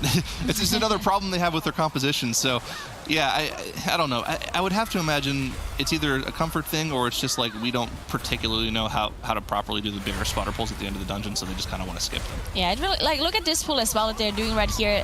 This is a lot of free percentage basically from the gutters and the footmen that you get here, because again, they kill themselves once you tag them. They're totally free percentage basically. But as you mentioned too, like all of this advantage that I have right now with the percentage, this is not actually going to mean that much at all, because if you get free percentage with the spotter just killing the mobs for you later on, then this extra thing that you gain here doesn't matter as much. It's kind of the same as Atal'Dazar pre-nerf, where we said there's no reason to get this extra percentage before the cannons, because you can get all the percentage later on with the cannons for free. So we will see if this even is going to pay off for Depleto squad at all. Now they're both fighting Captain Lockwood, so in raw dungeon speed, No Girls Allowed is not far behind at all. And the difference in percentage might not mean much. So there's still a high chance for No Girls Allowed to come back. No. Oh, they don't have a rest. That's. I mean, they're gonna have to reset the boss. Yeah. They have to reset the boss here, and as we know, that gate will close soon. If they don't go right now, the gate's already closed. They have no way of resetting the boss. It's just going to be a full team wipe from Depleto squad here. The healer going down there is the worst case scenario. I was going to mention though, they didn't even use the spotter debuff very well on that first pack. That Chai didn't even try to move over the trash when they had the spotter debuff on him. So it's got to be just lack of practice, I feel. I think so as well. They really were. It looks like they're playing it like live servers, really, right? This is how you would play a Siege on live servers. And we talked about Depleto squad being this team that does really high keys on live servers. They're very high and plus players, and they know these kind of live server strategies. And maybe this is really just a dungeon that they haven't practiced too much. Maybe they're banking on the King stress that is the third game out of this series. But yeah, huge mistake for the Depleto squad. I mean, if you look at No Girls Allowed, the deaths are not actually that big of a difference, but at this point, No Girls Allowed is way ahead because of this whole spotter thing that we keep talking about. Because this percentage difference in trash is really not going to mean anything if No Girls Allowed does pull off the spotter properly, though, because that's still something that we see a lot of teams struggle to. Method and A having 2 whole team wipes to the spotter strategy. So if there's still things that can happen to No Girls Allowed later. Now, of course, that was kind of to the newer strategy that we've just seen this week with the double spotter strategy. I don't know. We haven't seen No Girls Allowed do this just yet, so we'll have to see what they plan on doing with their spotters. If they'll do the more conservative strategy we saw in the first cup, or if they'll opt to try to do the new strategy we saw both Method teams pulling off earlier on, and I believe Abra as well. We'll have to keep an eye on that. But No Girls Allowed, steady as she goes. They're getting through this second phase of Dread Captain Lockwood. They're not going to phase it here. Once, of course, the energy bar below the health percentage gets to 100, he will jump up back on top of the boat and do another phase. So they'll have to deal with one more set of cannoneers and deckhands, and then they'll be on to the second part of the spotter dungeon. They didn't commit their Bloodlust here in this boss, which, I mean, we've seen a strategy from Method and A where they would not use this Bloodlust in the first boss and just save it for Lockwood to get one last intermission phase here. No Girls Allowed holding on to their Bloodlust. I assume they want to use it for the trash later on, which... Not completely sure if that makes too much sense, just because, we have the spotter who kills it, and Bloodlust does not make the spotter do more damage or attack faster. You still do have the mobs that are not affected by the artillery, though. So there's still big crushers and mobs that you just have to single target through. So maybe that's the reason why they want to save their Bloodlust. And also it helps healers too. We keep saying Bloodlust, increase your damage, but it actually helps the healer a lot too. And if there's huge damage income situations, then having a Bloodlust and a healer definitely helps a lot too. I mean, if I'm No Girls Allowed, I'm thinking, what's the one point in the rest of this dungeon that we're going to have the biggest chance of making a mistake on, and let's commit our Bloodlust to that. Just to provide an extra windfall in case something goes poorly, extra haste. It doesn't really affect the rogues too much in their damage, gives them energy regen plus a little bit of attack speed, but it's really just something for the healer to pump out more heals with. I feel like it's just an extra safety net. So if I had to guess, it'll probably be on one of those big double spotter pulls if we do end up seeing that, or specifically if they don't do the double spotter pull, they'll probably do it on when they do the mass pull with Haddle's room, just for an extra safety net there as well. We'll have to keep an eye on that, because, I mean, the more ideal usage, it is a tyrannical dungeon. We saw whenever, I think it was Abra or Method and A pulling this dungeon, they used their Bloodlust specifically for cleaving down the commanders and the emissary of the tides with Haddle, which makes sense because it's a tyrannical boss. He's got a massive amount of HP. You want to use your Bloodlust at the hard part of the dungeon. So, yeah, we'll just have to keep an eye on what they plan on doing that here. Yeah, also one thing to note about Adel, she's actually playing Tree of Life, which is something the Eastern region does a lot. We see the Tree of Life in the region, in the Eastern region almost all the time. Well, the Western region, not really a fan of Tree of Life in general, but sometimes we see it come out, and I believe this is definitely one of the dungeons where Tree of Life can be really good, just because you do those huge pulls that we've been talking about, right? And if you do huge pulls once in a while, then having an extra cooldown does really help, and it also is just an extra safety net if you have to succeed this Emissary of Tide. You saw Adel just popping her Tree of Life here, and there was an Emissary of Tide that she needs to control. She needs to be the one that constantly roots this Emissary, making sure it doesn't get into the pack, because of course it makes it CC immune. So having a tree form means that your Entangling Roots is an instant cast. So that helps a little bit on top of everything else. This looks like a lot of trash for this pull. We don't normally see double Demolishers pulled, especially with this first spotter pack. So this is a lot. Of course, the first Demolisher does go down, so maybe that was planned. Maybe they're just finishing it off as the new one came in, which is what we normally see. We normally see this broken up into 2 major pulls. So maybe they're just adding a little bit of efficiency in, pulling in the second pack as the first pack dies. We see a lot of people dropping low. Dilemma dropping incredibly low. Edel even committed one of her concentrated flame charges to heal him up there, so a little extra hot there for him. And unfortunately, able to heal everyone back up top, even without the Tree of Life. That was just kind of impressive, healing distribution, I guess, would be the word I want to use there, because both Trella and Dilemma were incredibly low. They both required healing, and you could see, how she planned on doing that with those hots you can see on the player flames. Yeah, and I mean, that was insane healing, right? But then people will look at the healing meter and they're like, oh, but the Brewmaster healed more. And then, if you look at the healing from the tanks, they almost always just heal themselves. They do not heal the group, right? So just because he healed more does not mean that he healed the group more. He just healed himself for a lot. That's just a thing tanks do, Some of them mitigate, some of them heal themselves. It's a tank kind of thing. So it'll definitely still just doing a very good job keeping everybody alive here. And that seemed like a lot of people got hit by bananas, which is, to be honest, if you pull a lot of those Buccaneers, it's really hard to dodge the bananas in melee range, just because they have a lot shorter travel time in melee. Yeah, Depleto Squad has committed their Bloodlust to relatively small trash pull, which is not something you normally see. This is a little bit of a weird... I mean, they've been doing this off-meta weird stuff the entire tournament, so honestly, I don't really know what to think about it. This is just like, it's par for the course for them. They just do weird stuff all the time. I mean, they have opted to almost completely skip this entire Buccaneer section of the dungeon, and it looks like they're just going to finish off their trash percentage with Haddle's Room, pretty much. They do have this one Demolisher they have left to kill, and they do also have that Void Emissary there, which they cannot Shadow Meld off their Horde, so they're either going to have to just outrange it and never deal with it, or stay in combat for the rest of the dungeon. We'll have to keep an eye on that. That's a weird one. No Girls Allowed is setting up to do this Haddle pull in a second here. We'll have to see if they're able to pull it off, and if they're planning on using their Bloodlust, because that's also something else we see a lot of teams doing. And actually still have to do the snipers here. We just saw them get dragged in. Those snipers are very dangerous. You can see just how everyone is dropping very low from the random shots that you get from them. Now, if you want to play this super safe, we saw teams just completely CC them, not touch them at all, and then just kill them with their artillery. But it's definitely slower, because you can't do any damage to them, because else they get the CC gets broken. So having them attack like that is riskier. You need a lot more healing, but it's definitely faster. So that's what No Girls Allowed is doing here. You can still see 2 snipers left, but they should be able to finish it off with this last artillery shot here. Yep, they get it down. They're going to have the spotter available. They're going to probably pull it up for the Haddle Room. Yeah, Depleto Squad doing pretty much exactly the safe way. They're doing the safe way, using the slower way. To shot the snipers. It is slower, but it is much safer. They're using their AoE stuns. And they didn't quite do it like the super safe way with Sap Blind on two separate mobs, but they're also getting a little bit of extra cleave damage from the DPS in here as well. And the snipers go down quite a lot faster for the Depleto Squad. But that being said, No Girls Allowed is on the Haddle pull with the spotter right now. We'll have to keep an eye on the group damage here. They have to actually do damage to the commanders here. The commanders don't get affected by any of the spotters' abilities, so they have to make sure they're at least trying to focus down the commanders, and the spotter will take care of everything else. It looks like they're doing a very good job of it so far. You see that Ring of Peace in the corner was just dropped off, keeping everything stacked up for the sighted artillery shots. 1 or 2 more of these hits should finish everything off. See, it'll place the first 3 shots on top of the entire group, and yeah, masterful execution there. Didn't even commit their Bloodlust, so they'll have that up for Haddle to cleave down the commanders should they choose to go for that aggressive pull. Yeah, that was really well done by No Girls Allowed. Very cleanly execution here on this pull. Now they have, as you mentioned, they will pull the commanders on top of the boss, and also the emissaries of Tide that are left here. The commanders don't have anything that need to be interrupted. The boss also does not, so no problem to pull the Tides on top, and they commit the Bloodlust, as you said as well. So I really like this Bloodlust. Some teams do save it still for the last boss, but it just seems like you don't really get anything extra out of it from last boss. So just having it on this Dark Fathom, on a Tyrannical, and also using it for trash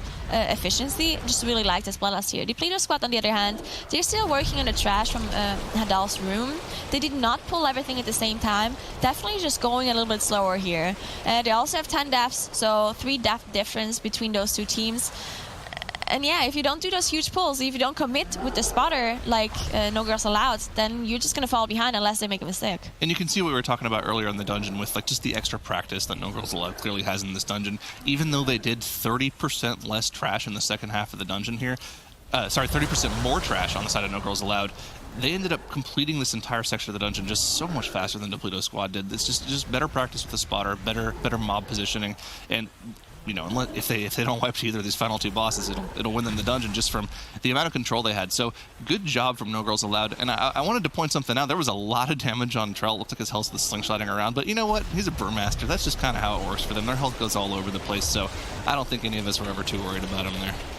Yeah, Brewmaster is definitely very good at doing the tanking thing. They're definitely really good at mitigating everything. Stagger is a beautiful thing.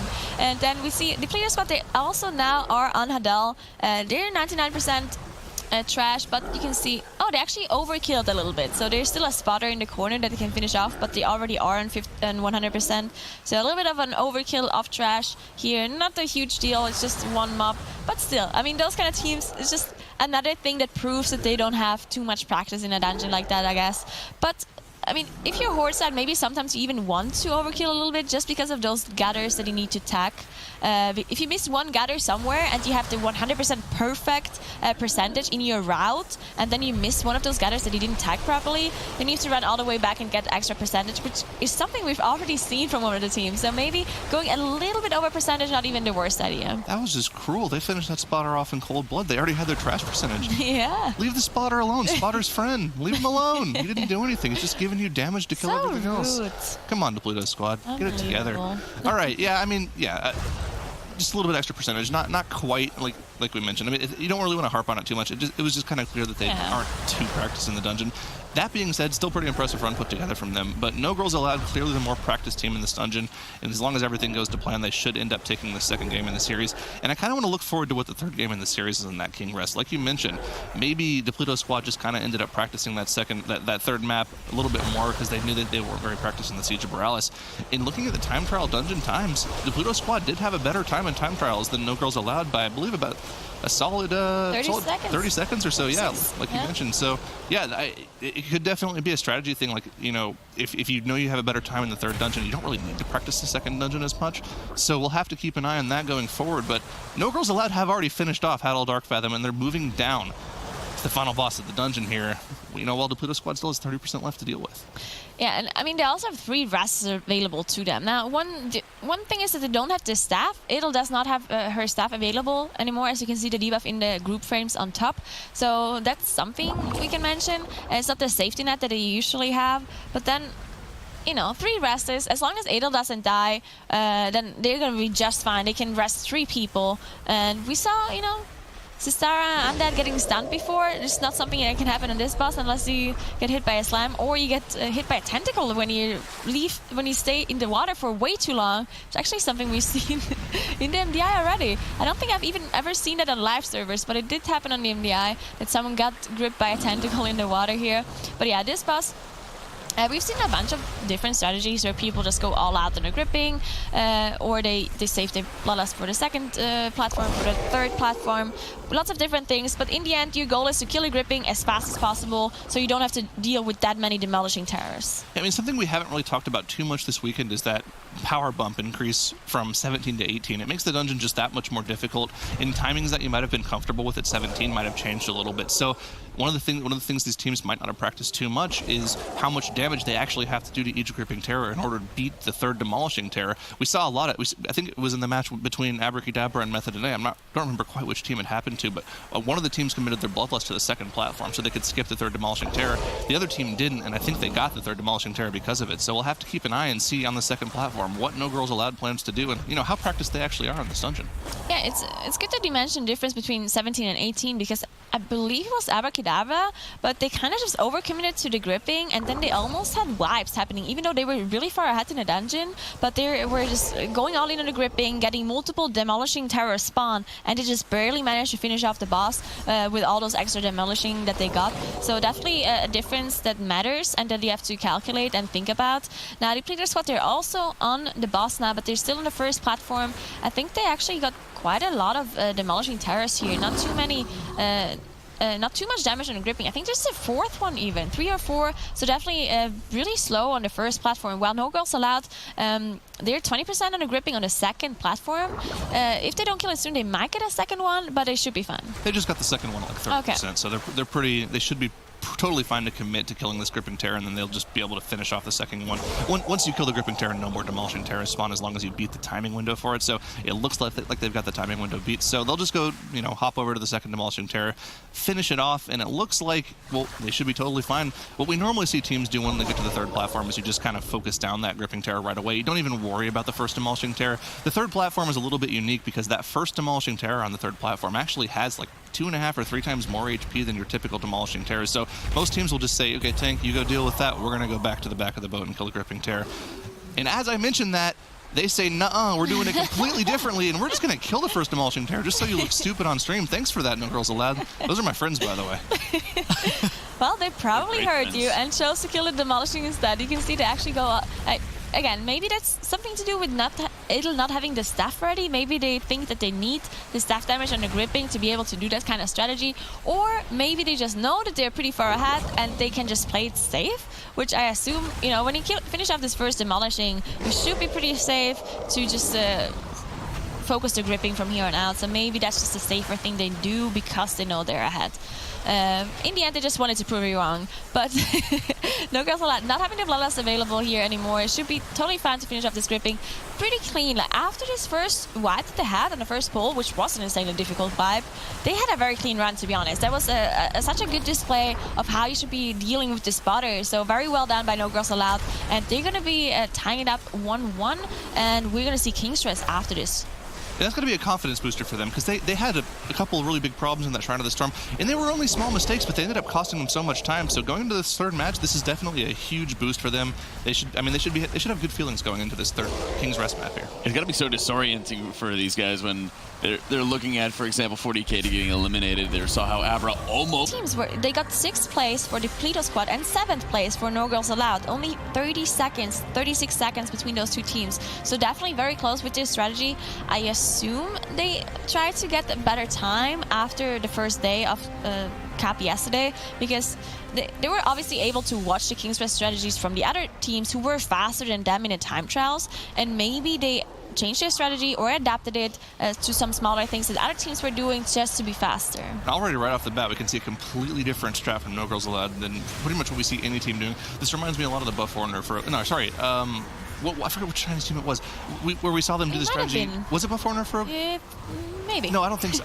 It was one of the teams from the Eastern Cup where we saw them actually pull all 4 of these Guardians at the start. They're opting to go for a safer pull with just the 2 Guardians, just so they get that extra mob count at the start of the dungeon here, and they do it a lot safer too. They only pull 2 of them so they can automatically make sure they know exactly where all the suppression slams are going. And that makes a lot of sense here. What this allows them to do is they do add an extra pull to the dungeon, but what this will allow them to do later on in the dungeon is completely skip that Hulk pack that we keep talking about in the bridge. It's something that none of the teams really want to deal with, but unless you deal with these 2 Guardians, you don't have enough mob count in the rest of the dungeon to skip that. So dealing with that right off the bat, that makes a lot of sense. We'll have to see if it helps them out going forward later on in the dungeon, but Depleto squad has already committed their Bloodlust to their first trash pull. They're doing a similar trash pull to what we've seen most teams doing.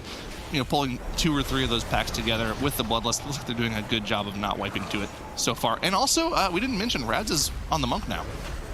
Oh yeah, true. Yeah, double Brewmaster. Wow. Okay, I don't think we've seen Rats play Brewmaster yet. I might be mistaken though, because we definitely saw some class diversity come out of Depleto squad.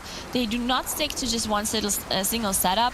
I mean, the most interesting thing is their Demon Hunter, of course, but that's really just a comfort kind of thing.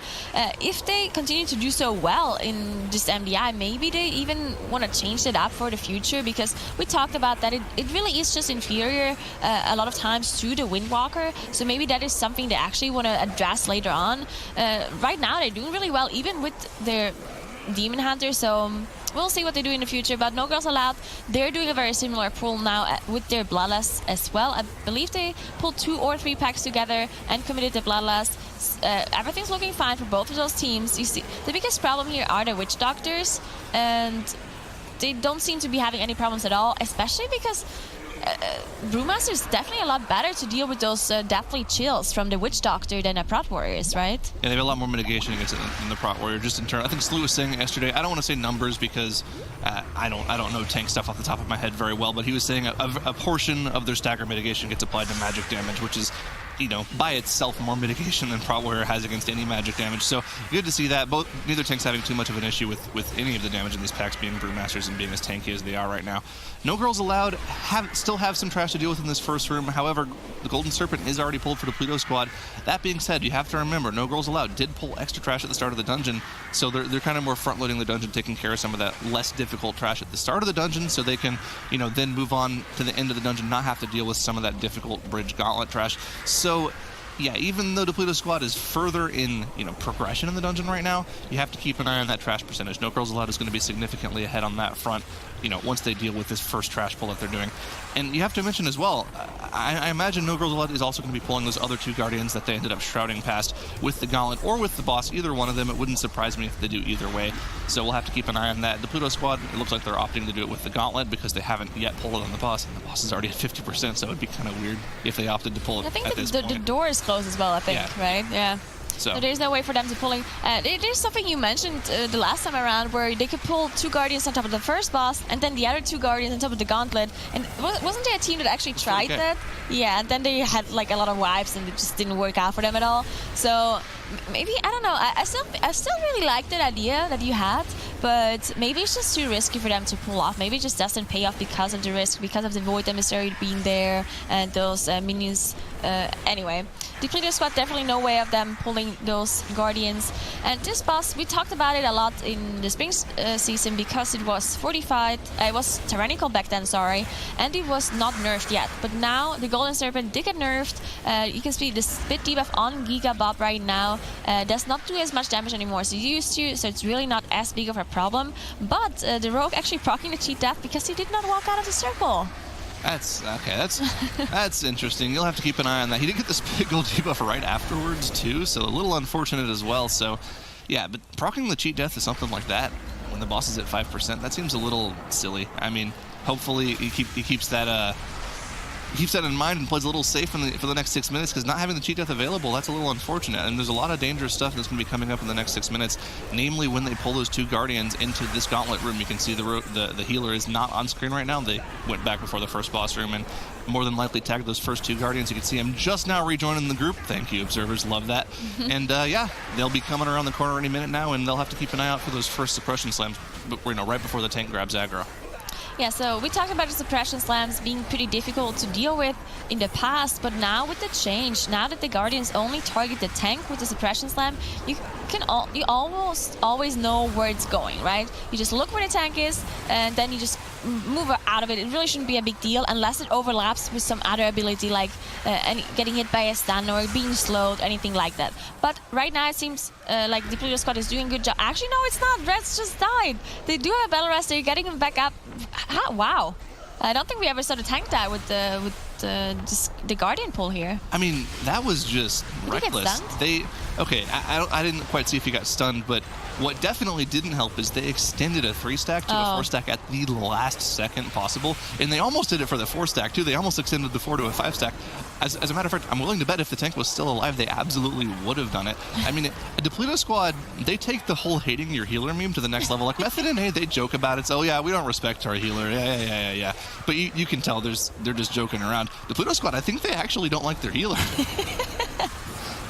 I mean, that's actually the worst thing you can do with bursting, right? Bursting is such a healing-intensive affix, and lots of people hate playing around bursting. I know people hate bursting in live servers, especially because if you're in pod groups, it doesn't actually scale with dungeon level. So no matter how lower your key is, bursting will not get easier because it is percentage damage and there's always the same amount of mobs in each dungeon. So bursting actually the same difficulty no matter how high your level is that you're doing. And if you don't control the bursting properly, which is on the damage dealers by the way, not on the healer, then your healer is going to have a very hard time. And the biggest problem is not going to too high stacks, but rather rolling the bursting at the very last second. So if you have 3 stacks, which is fine to heal, but if you refresh it to 4 at the very last second, then it refreshes the whole duration as well, and it's just a huge problem for the healer. Yeah, unfortunately for casters like us, the formula for bursting is way too difficult to figure out, so we'll have to see if someone else that's smarter than us can figure that out later on. But yeah, No Girls Allowed, they are behind in the gauntlet, like we've mentioned, but because of the Guardian pull they did, you can see they're almost even on trash right now. They're just playing really well right now. And on top of that, they also haven't had to commit their battle res yet, so they have that available too. I think No Girls Allowed, they have a very significant advantage in the dungeon right now because not only are they ahead on trash now, but they have one less of the more difficult trash packs to deal with later on in the dungeon. I mean, everything's looking great for them. I just have to laugh so much because I wanted to talk about this. There's this one trash pack that mind controls a player randomly, and we talked about that no one really can dispel this because they don't have blood elves, they're all alliance, and they don't have anyone who has an offensive dispel. And I wanted to say that the demon hunters do have an offensive dispel, and therefore they have a slight advantage on the Depleto squad.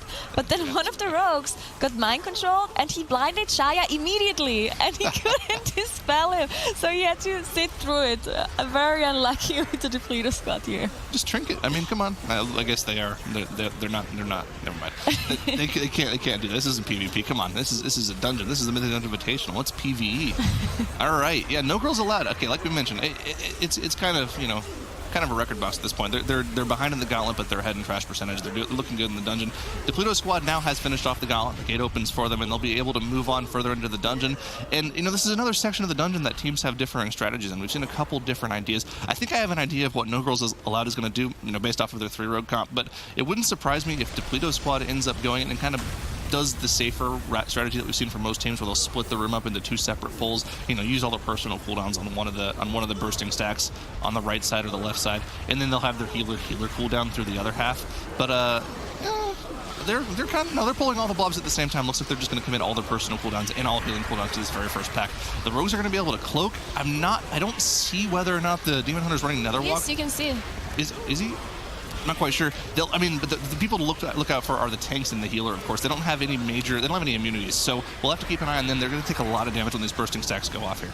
I believe this is a sign of Netherwalk. They're left to blur, at least as far as I am aware. Either way, even if he doesn't have Netherwalk, then Demon Hunters just mitigate so much magic damage, and they have so much leech that they might just be able to survive. Okay, he just used it right there, so he didn't use the Netherwalk. He does have that talent right there, just to be able to do this pull. So very smart use of talents as well here, and choice of talents to be thinking about this kind of thing, because immunities usually are not 100% needed in dungeons, so you don't always run with Netherwalk at all. But if you do want to play a strategy like this, as we've just seen, then having this extra Netherwalk just to be able to survive those 11 stacks of bursting, just well done by Depleto squad, as they only have the 2 constructs left at this point. Now, No Girls Allowed seems like they're doing the same pull.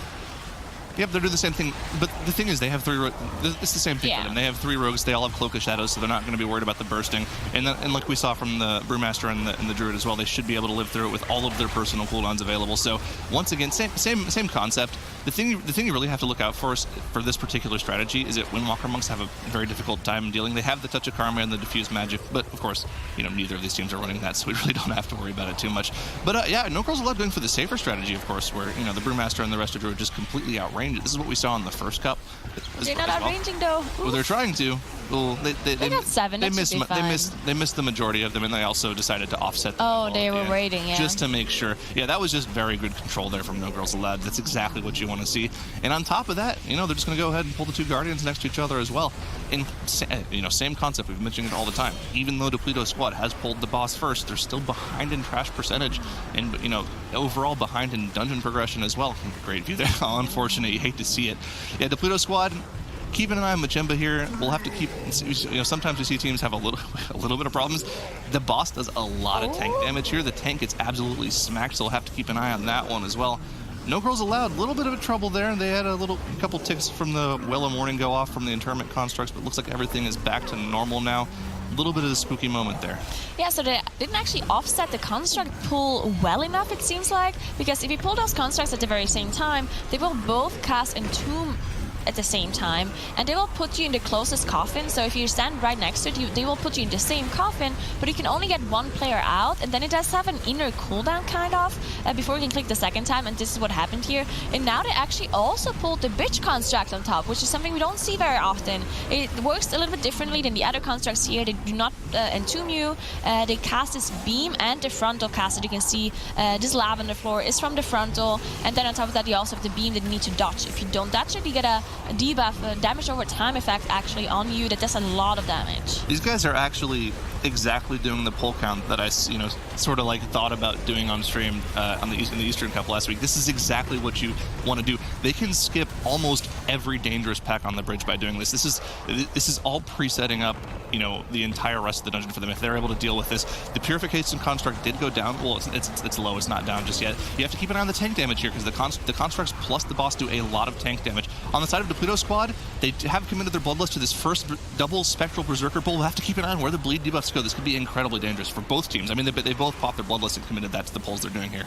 Yeah, and none of them are running Dwarf. That's something we see sometimes, right? Just to get rid of the bleed effect here. Both of the rogues playing Night Elf and Rats is playing Night Elf too, so there's no way of them to get rid of this bleed effect from the Berserkers. You can see Another actually getting hit by something just dropping very low. Still has a cheat death available to him though, so he should be fine. You see the Ring of Peace come out as well, which is really useful for this kind of pack, just to keep the Berserker away, not getting that refresh. He got the refresh anyway though. You can see the 2 stacks of bleed on Rats. He also got a Frost Shock, which is a random cast from one of those casters. That's huge initial damage. No, that's a 3-stack. He's dead. There's that. There's no way. Yeah. That refresh 3-stack was instant death. He even committed his Zen meditation to that 2-stack, and once the 3rd stack went down, you knew he was. There's no living through that. 1 stack going on the healer here. Hopefully he'll be able to heal himself to full here. But oh my god, he also got hit by the Witch Doctor. This is I mean, they might be able to finish this off somehow, but I don't see a world in which they can do this. This is going to very likely be a full team wipe for them. The Roast can probably vanish off or Shadow Meld to get away from this pull, but Radz is definitely going to be going down here. I feel like Radz should be the one Shadow Melting. If he could somehow get away and Shadow Melt. No, okay, so, I mean, in the end, Gigabub already released, and he got incumbent with the Shadow Fierce. He does have Shadow Melt, though, so he should be able to do the skip anyway. Okay, so we see the Shadow Melt come off of Gigabub here to de-aggro the minions of Sul that he pulled accidentally. You saw the fixate there on the group frame. But yeah, this is the disaster for Depleto squad, and they even committed their bloodlust to it. I'm not completely sure why no one held Rats out there. Like, why didn't no one come there, take the debuff for him, or get a stun or anything like that? Not completely sure if there maybe was a miscalculation with the Emissary of Tide, because I know for a fact that there is an Emissary that usually gets the seed. First you have a sap, and then you have to follow up from the rest of the druid with constantly just rooting it, because you do not want to have the Emissary Tides on top of this insanely difficult trash pull already, because you have all those spectral pulls that need to be interrupted, and you want to stand the Berserker as well in those crucial moments. So maybe the Emissary was on top and they didn't manage to help out Rats there. Either way, huge mistake for Depleto, as No Girls Allowed are now on the same pull as well. They choose to go a little bit smaller here. They do not want to have the Witch Doctor and the other, I believe, caster that is there in the corner. Yeah, a Berserker actually. So they don't want to have those other 2 mobs on top. At this point, they can do that. Doesn't matter, right? But because they are ahead in percentage, as you mentioned, and they have 0 death. They have such a clean run. Yeah, they have the option to play it safe there. They dealt with both of the casters before pulling the Emissary of the Tides. And once they deal with the rest of this trash here, I mean, we still have to keep an eye here. There's 2 Berserkers alive. They are going to focus the lower one down just to make sure they don't get too many Severing Blade stacks. So we'll have to keep an eye on those debuffs on Troll. You see one of them on him right now. He did get refreshed to a 2-stack, so it's going to be a little dangerous. He still has this Zen med available, as well as... He's a dwarf. Yeah, he's also a dwarf, so we can just remove it. So definitely playing in advance there, making sure he has the best racial for the dungeon. Dwarf just being able to remove almost any of those debilitating debuffs, specifically bleeds or poisons. So that's very good on them. Unfortunately, on the side of the Depleto squad, we see another death from one of the rogues here. They don't have a battle rest to get him up, so they're going to have a tough time on this brute pull. And the thing about the Brute Pull is, because the way No Girls Allowed have pulled this dungeon, they're more than... I'd be really surprised to see them skip the Brute Pull. I'm pretty sure, and I think I'm right I said this yesterday and I was wrong, but they have all 3 of their shrouds available. Prove it wrong. Pull it right now. 100% money back guarantee going all the way to the 3rd boss with 2 shrouds. If I'm wrong, I'm going to angrily drop my pen on the desk. No, please don't do that. I don't want to see that. Calm down there, Saro. Either way, No Girls Allowed actually do choose to use the Shroud to get there. Now, lots of times people are like, oh, we should nerf Shroud, blah, blah, blah. But in the end, this Shroud is not actually 100% needed. In theory, you could just have everybody run through and Shadow Melt. That would be basically the same thing. Now, Trell, of course, does not have Shadow Melt because he's running the Dwarf instead. And all the other, the rogues could just vanish. They're Dwarfs too. Which I really wonder why the Depleto squad is not actually running any Dwarfs. Because, I mean, specifically on the rogues, right? Because rogues already have the Vanish available, so they don't necessarily need the Shadow Melt. So just not having the safety net of the racial of the stone form, it's interesting. Is this on... Okay, so I think this is on purpose. Because of the percentage of trash that they're at, they don't have to do that major 5-pack that we see that has the Emissary in it that we see most teams doing. They could just cleave one of these Berserkers down with the boss at a time, and then they only have to do, I believe, the 3-pack that's in front of the bridge leading to the Shadow of Zul. So if they're able to pull this off, this is going to be perfect trash count for them. But we saw this yesterday, I believe, from 40k. This is a dangerous pull. Those Severing Blade debuffs from the Berserkers, plus the boss damage, plus on top of that, the Severing Axe debuffs that also come from the boss. There's a lot going on here. However, they are prepared for this. They have 4 dwarves in the group, and all of them can remove the bleeds with that dwarf racial. So I don't foresee this being too much of an issue unless they, expend all of their dwarf racials, and then it'll somehow also cost out of mana too. So we'll have to keep an eye on those dwarf racials. We see Dilemma using his right there on that Severing Axe as well. So one of those racials is down, but Cool is already dead. They're not going to get any more Severing Blades unless he, casts one at the last second right before combat, but not going to get that off. It wouldn't surprise me if the Berserker pulled into the second boss Zanazal here. Yeah, I mean, just very clean by them to pull this Berserker on top, and as you mentioned, this is a very difficult thing to do. With the Quadra stone form, really, they can just, have anyone take the bleed, just stone form it off. You saw Dilemma just using it immediately as soon as he had the bleed on him, so well done and well prepared for it too. Now, the Depleto squad, on the other hand, they did finally manage to pull the boss too, but there's 6% behind in trash still, and this Brute Pull just took forever for them, just because not only is the Brute Pull very inefficient in general, which you just mentioned, right? That's why No Girls Allowed were pulling all those constructs before to be able to skip that pull. And then on top of that, Depleto also had one of the rogues die, and they didn't have a rest available, so he had to walk all the way back, and they had to 4-man that Brute Pull. It just took them forever. Yep, I mean, they're definitely... I mean, like we mentioned, that was the play for the dungeon. All of what No Girls Allowed was doing was allowing them to play safe on the bridge pulls. And because Depleto Squad didn't do that, they ended up wiping to the bridge pull, which is a difficult pull in its own right. So the pre-planning in the dungeon, pulling those extra 2 constructs, pulling the Purification construct on top of Machimba, that's just setting up, you're setting yourself up for success. And you know what? You might lose to a team that's able to pull off that bridge pull a majority of the time cleanly with Bloodlust. But the great thing about this is, they're because they played safe, they're ahead in this dungeon. A little bit of danger on Dilemma there because he got the Severing Blade debuff and didn't have his Stone Form available because he was the one that got the Blade debuff at the beginning of the boss. It will be up again for him in about 10-20 seconds. Trell dropping incredibly low, but he's probably going to be able to get out of it here. He has that stagger available. He is a Brewmaster Monk. Even though he's low, he's actually a lot tankier than he seems, so he should be totally fine here. We just have to keep an eye on whether or not he gets one of those Severing Blade debuffs again.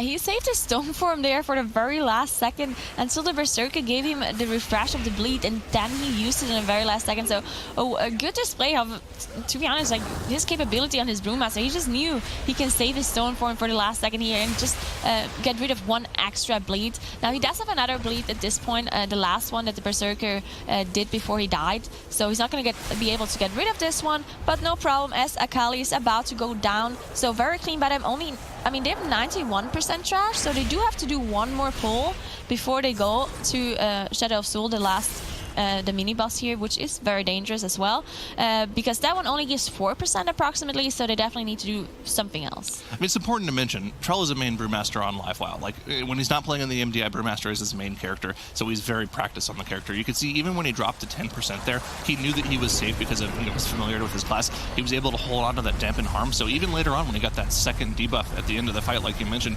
he had his dampen harm available, popped that, no problem, all good to go, and no problems there. And like we mentioned, because of the trash percentage, because they pulled those 2 Berserkers, they skipped the Emissary 5-pack that also had a Berserker in it that we see a lot of teams pull and have problems with sometimes.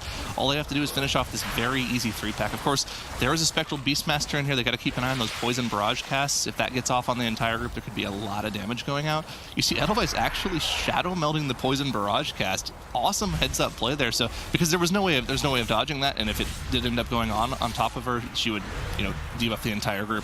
So that could have been really bad for them. But of course, they are still in combat with the pack, so the pack will end up coming on top of Shadow of Azul. And we mentioned it yesterday, the extra tankiness of the Brewmaster on Shadow of Azul, that allows you to do things like pull trash on top of Shadow of Azul. This is something a Prot Warrior could never even dream of doing. Man, I just do not understand why teams are doing this. I think everyone in the Mythic Plus community forgot that you can actually soak those zones on Shadow of Azul. You just saw the zone spawn right next to the boss. It does a bursting AoE around it. You can stand in it. You will get a little bit of damage if you stand in it, but it will not do the pulsing AoE anymore. But you can also outrange it, and most teams choose to outrange it.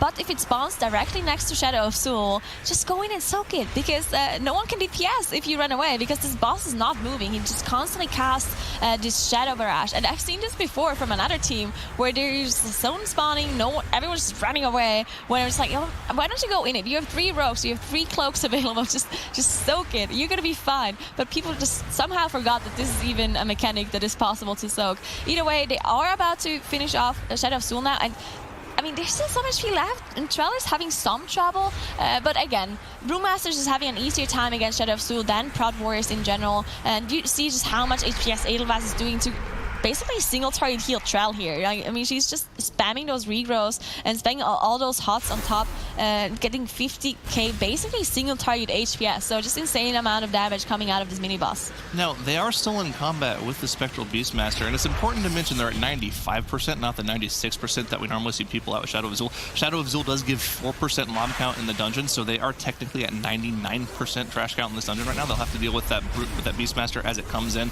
from the blind that it was in. So they'll end up cleaving this Beastmaster on top of the boss for their final percentage that they need to finish off the dungeon. And this is actually a good time to do this. There's really not a whole lot that goes on in the first phase of Atal'Dazar. I mean, we saw Dilemma actually proc his death here. Hopefully he's gonna be fine. We saw a Poison Barrage hitting. I'm not completely sure. Okay, there we go. We got the Dispel, so no more Poison Barrage. They're gonna be a little bit careful though with all those Gale Winds that you can see going around. We saw Zara get hit by one of them. Now the Gale Winds, they don't one-shot you. They don't do any initial damage when you get hit by them, but it leaves behind a damage over time effect that does quite a bit of damage, even in a fortified setting. So they do want to be careful a little bit to not be getting hit by those. Now, other than that, this boss, not the biggest deal on fortified, to be honest. It does do a lot of tank damage, so that's something they want to watch out, and they want to dodge the Gale Winds. Edelweiss, unfortunately, also getting hit by one of them there. She actually did proc her stuff right now. But yeah, other than that, you have Raban, which jumps around.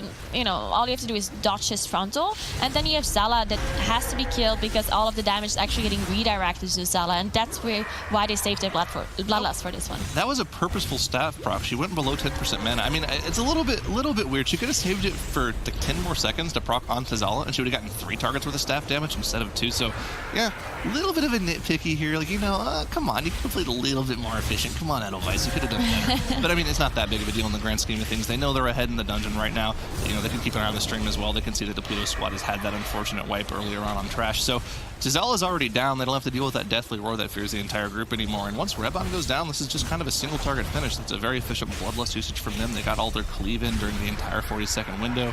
And yeah, single target down. They just got to dodge the spikes and they're good to go. Yeah, this is just going to be no girls allowed here finishing it off. I mean, I don't want to caster curse them like I did with Paint For Fem, but I doubt there's anything that can really go wrong. I mean, if you look at the time, no girls allowed is going to finish this at 26 something, so they're definitely a little bit slower than their time trial. But outside of this one death, they had a pretty clean run, and you can just see that how efficient and how good no girls allowed are. accept this, the problems that they had in the Shrine at the first time. Now, Depleto squad, definitely don't want to count them out. I mean, they're out of this tournament now, but they showed up, really. I mean, I was very impressed by them. They had a very good performance today and yesterday, and for their very first cut play, just very good showing. So impressive by Depleto squad, but in the end, it's not going to be good enough to go and win against No Girls Allowed as they finish off the series 2-1 very soon. I'm a little disappointed Depleto squad didn't win. I had a good one-liner. I was going to say, Depleto squad, they opened the door for No Girls Allowed by knocking out 40K, but then they on in that time trial run, #1 so far. #1, and you know what, Jack?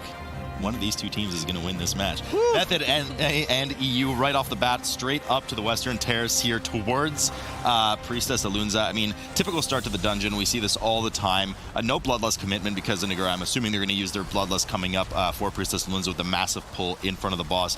Now, if I recall correctly, last time we saw Method EU do this, which was 2 weeks ago, Gingy went downstairs to try and grab that pack from the bottom of the stairs and then died on the way because of the fire. So I wonder if they're going to try to repeat that strategy when they get there.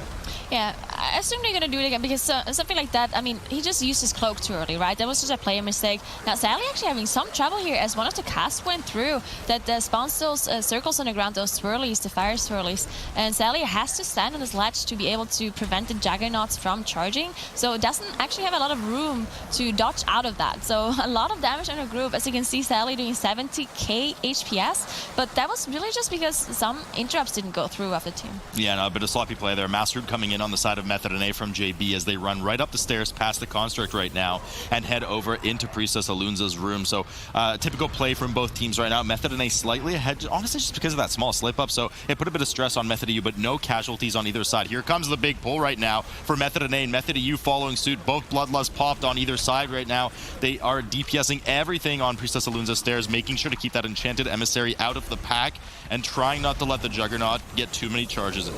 Yeah, we're going to see some insane pulls. You can see Sally actually dropping really low. The quaking, it's just because he has a disease. Mare is actually going down. They do have one battle rest available, but Sally is struggling so much, and disease cannot be dispelled because Maris was dead this whole time. Now he finally got a global to rest him back up, but Maris does not have the blood debuff from the pools on the floor, so the boss actually healing a little bit off of Maris here, at least not getting the damage from all 5 players. So definitely a little bit of a mistake here, costing him quite a bit. You can see that HP difference between Method and A and Method EU on the boss, 10% now, just because of this Maris death. Yeah, bit of a shaky start here for Method EU right now. We did have Shakib just proc his cheat death, but he is on the rogue this time, so won't have the same woes as Shakib Drunk had yesterday on his Unholy DK.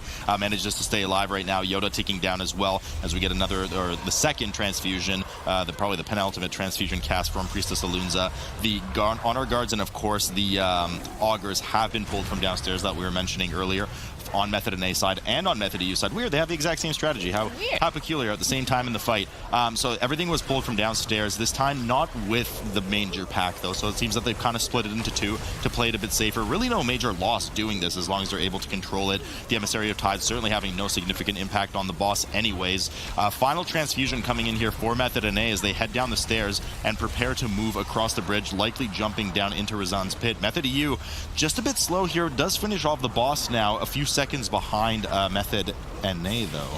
And they have that one death too. And Gingy actually proccing his cheat death while he was getting that pack again. So thankfully, thankfully he had a cheat death available because I believe he got hit by the fire again when he pulled those. But yeah, Method EU a little bit behind, as you mentioned. And in the time trials, both of those teams were really close. 3 seconds between them. Method and A got first place though. So they are the ones who have the faster strategy in theory. It's only 3 seconds. But I remember them talking back and forth on Twitter because Method EU had this really fast Tolagor strategy and Method A had the really fast Atal strategy. So they were just saying that they constantly just have to try to beat each other, and just so insane how fast both of those teams are. As Method A is jumping down, fighting with Zan already, Method EU following suit, but just a little bit behind.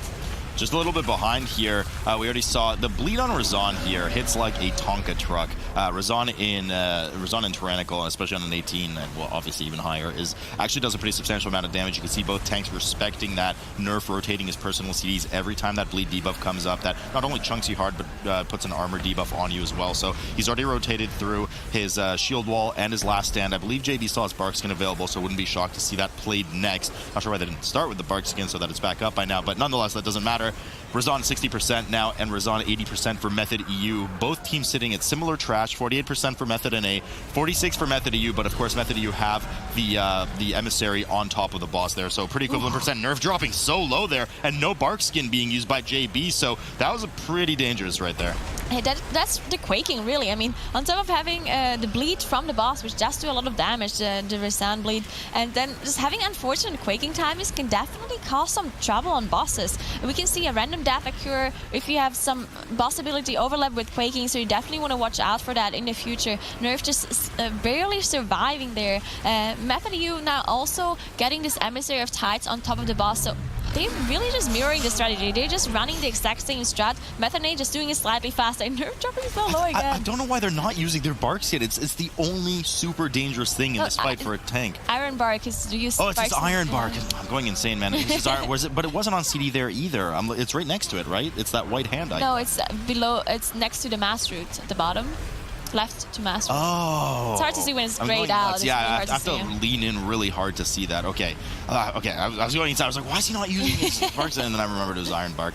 Apparently I had too many pretzels during the break. Razan here, 12% and 39% for Method EU. Nerf tank with one last bleed in the fight. You know, it's really interesting, speaking of the tank bleed, to see the stability over on Method EU side. Now did not have shield wall to rotate through any of his CDs. It just came up now. I'm not sure if he's going to commit to it, but now never really, even with a quaking overlap that you were mentioning, now never even dropped below like 70-60% HP. Nerf yo-yoed twice and almost fell over. So just a bit more attention paid to Zelia, or at least paid from Zelia, or at least more, kind of premeditated attention, knowing that that damage was coming in. Yeah, we see Method NA already down with Razan. They're on their way to do this next pull. We've seen some very interesting strats in Atal come out of Method NA as they did these huge snapping pulls, which is something we're probably going to see right here. You can see Yoda just off to the side, pulling the middle pack on top of Nerf with tricks to the trade. Now, this snapping, we've talked about it many times. If you go on a specific position where the mobs can't reach you, they will just teleport on top of you, and this is what they're making use of here. They're so efficient, especially in Atal'Dazar, just because it's such an open dungeon, everything is so spread out. So if you have the tricks of the trade on the tank, and you can just have multiple packs be pulled on top of one spot, just very efficient.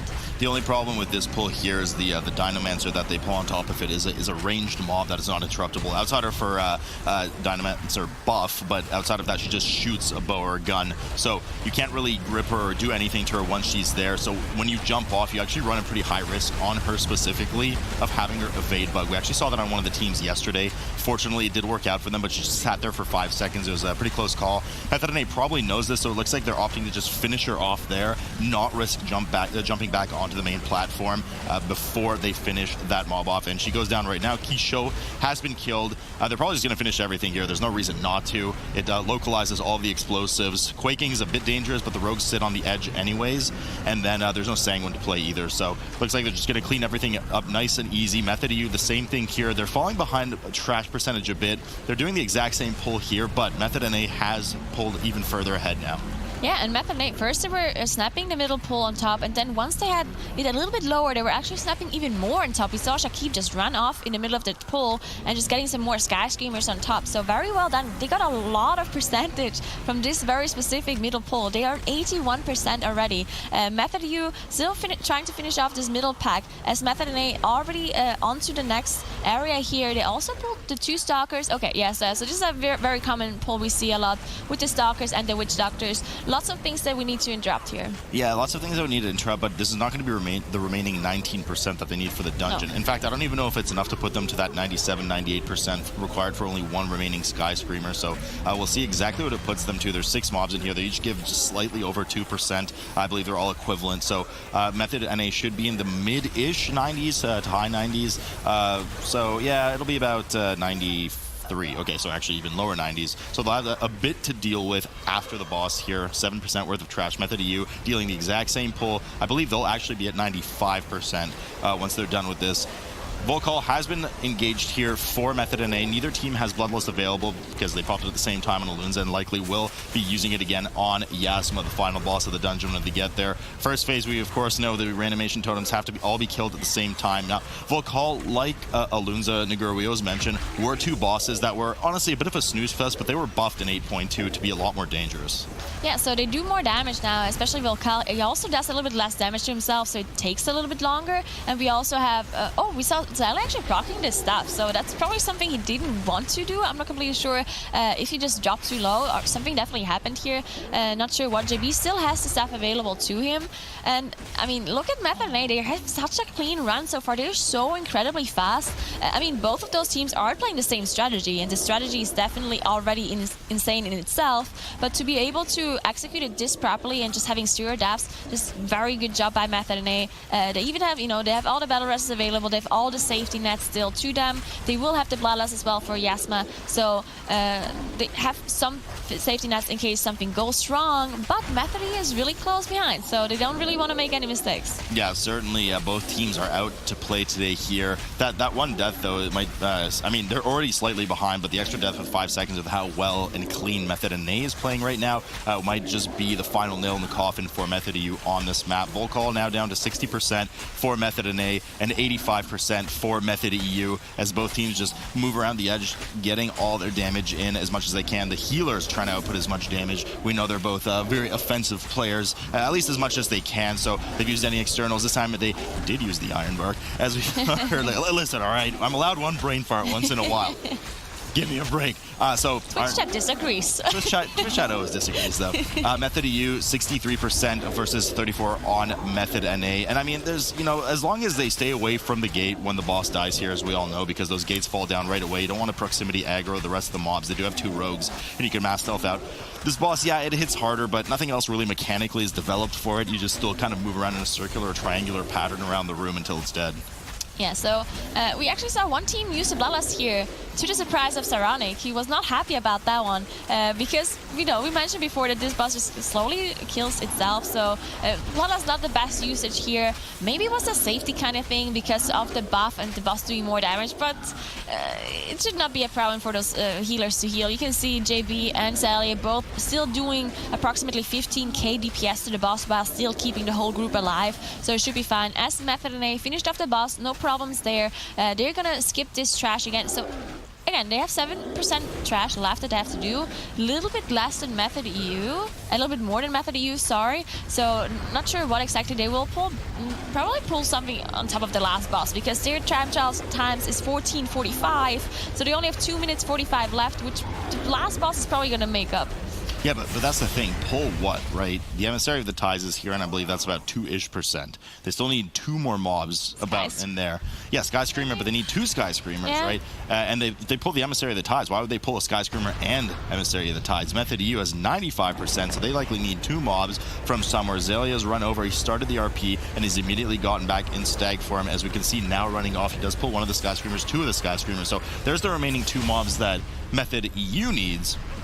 Hopefully somebody watches them so they interrupt for the fear. Method NA has an Emissary of the Tides, and they're just missing 2 mobs. I don't think I saw them pull anything. They might have pulled the 2 Sky Screamers as well. Nonetheless, they are halfway through their Bloodlust here on Yasma right now, cleaving down that Emissary of the Tides. Method EU following suit, pulling the boss, and immediately popping their Bloodlust as well.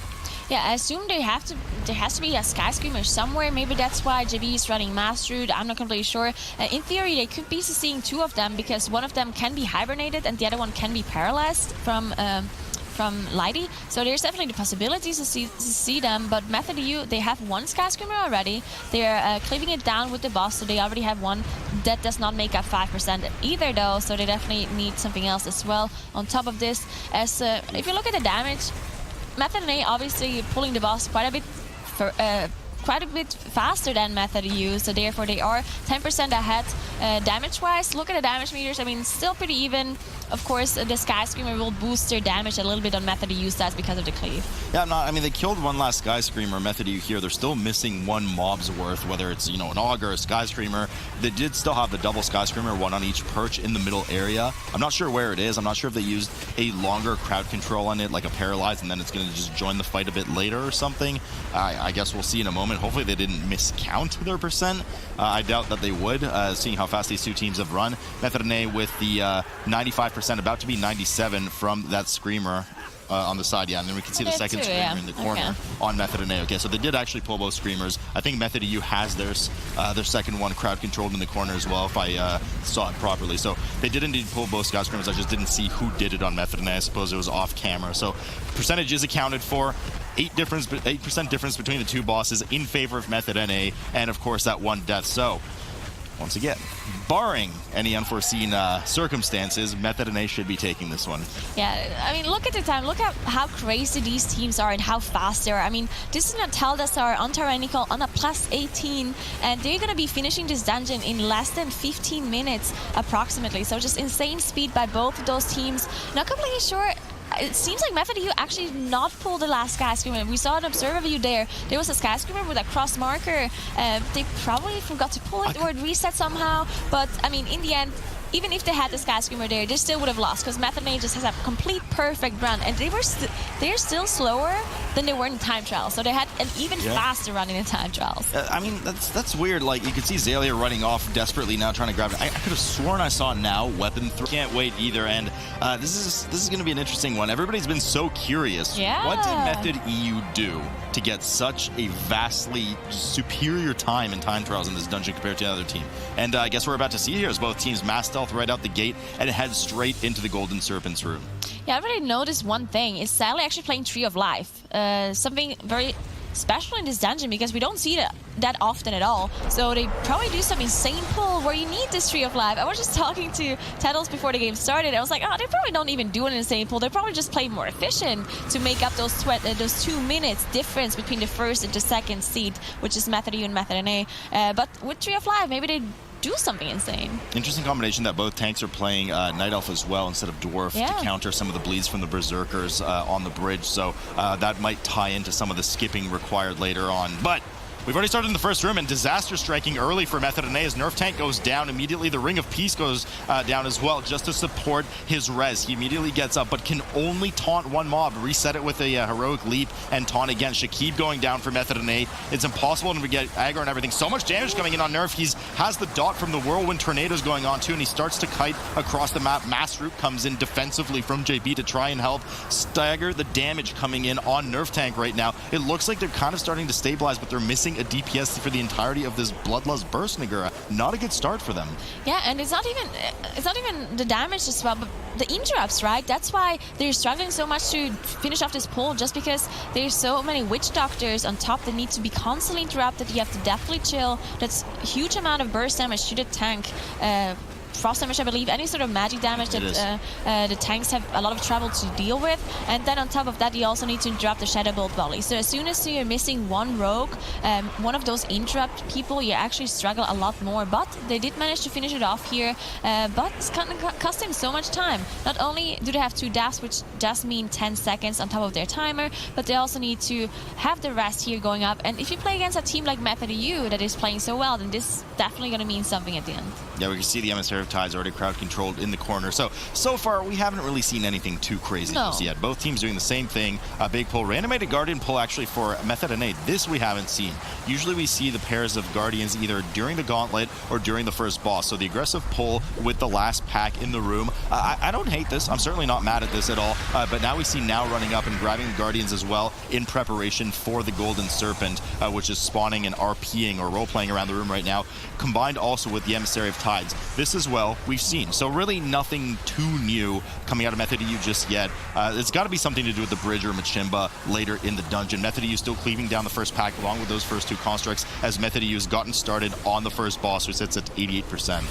So we actually saw now cast Declare Edict, which is something you've been talking about, right? He changed his trinket from, I believe, from magic to physical, because magic was needed for those witch doctors with the frost, with the deathly chill, and now he wants the physical again for those 2 guardians that do a lot of damage. We've seen some teams try this pull before, where they pulled the guardians on top of the golden serpent, but we just saw the tank dying over and over because of the amount of damage they do. And they also enrage when they reach below 35%, I believe, 50. Or 50, and it's not dispellable. So Sally cannot soothe this enrage off. They just do more damage, they have more haste, and they attack faster. Yeah, so you can see they're not even bothering with the animated golds on the side. They're using a combination of Ursula's Vortex and, well, really whatever else they can in order to just kind of mass root them. You can see Zalia's mass root on that little golden blob in the corner, or in the bottom of the screen rather, for Method EU right now as they cleave down the remaining Guardians. 40% on Method's EU Golden Serpent, as Method NA is now at 65%, is not cleaving anything on top of it except for just the one Emissary of the Tides, which has become kind of the standard comp here for this season right now. Master coming in from JB as well on the side of Method NA, so both teams playing a very similar tactic of just ignoring these golds. We can see one of the golds was blinded over on the side of Method EU, so they just don't have to deal with it at all until Azalia can get in there and start CCing them yet again. You can see just how low now dropped there before they casted their last Suppression Slam. Actually something the tanks want the Guardians to cast, because whenever they cast a Suppression Slam, the frontal cast, they don't melee attack, right? So they have a little bit of a breathing room where they don't get attacked by the animated Guardians, but they finally managed to get them down on Method U's side. So only the boss left. Method NA, of course, also killed those Guardians earlier with one of the trash packs, so they both have 28%. Now the only difference will be if one of those teams actually chooses to pull the other 2 Guardians that they skipped at the very start on top of this gauntlet. Yeah, I mean, we have... I'm not... The danger with that pull is, well, we saw it performed properly yesterday, but what happens is you do pull the small minions of Zul with it. Yeah. So you do have to have a... And it looks like they're actually going to do it. So the minions of Zul likely are going to come with it unless they found a way not to pull it. But yeah, there we go. So... Oh, that's where they're playing Mass Root. Exactly. So Mass Root comes in for these minions of Zul, and we can see the pull in here for the animated Guardians already. Obviously, on top of it, he has now pulled the Emissary of... The Void Emissary on the side, which just started casting. You can see it in the corner there. But we know what they're going to do, at least based on some of the strategies yesterday. I believe it was 40k that did this. They're going to keep those small minions rooted in the hallway, cleave the 2 constructs on top of the pack, and then everybody is going to shadow meld off the rest of the smallies, which explains exactly why the 2 Prot Warriors are running a shadow meld from a Night Elf. Yeah, so very nicely done, this strategy by Method U, Method NA. I mean, we've seen it by 40k, but they struggled a lot more with this kind of strategy yesterday, as they had a bunch of wipes or full team wipes come in. Now you see the fixate on both those teams, this purple fixate icon on the group frames. That is from the minions of Zul, which they will shadow melt off earlier, as Sloot just mentioned. You can see them be mass rooted there in the back on Method U's side. Now, those animated Guardians, they did get changed. So the Suppression Slam, the frontal cast, it stuns you if you get hit by it, only targets the tank, so it's definitely a lot. Oh, JB actually going down for Method NA. Not what you want to see here. They don't have a battle res, but JB, because they cleared all of the trash on the way in, immediately releases. But yeah, indeed, their Mass Entangle is not available now, so they're doing what they can to get rid of them. ROP goes down, Ring of Peace, of course. Cheever's going in. The rest of the team is desperately trying to run away from them as they cave them and get them in the corner. Lighty gets feared. All these mobs run in and wreak chaos everywhere. Nerf tank going down, Lighty going down, and this is going to be a full team wipe on the side of Method NA because JB died. JB, the 2 Resto Druids are the key to this strategy. You need to have Mass Roots constantly up on those ads. You can have them up 100% of the time, and that's going to be all she wrote for Method NA with a full team wipe in the gauntlet. Method EU still going strong here, killing the 2 animated Guardians on top of the 3rd of 4 pieces of the gauntlet right now.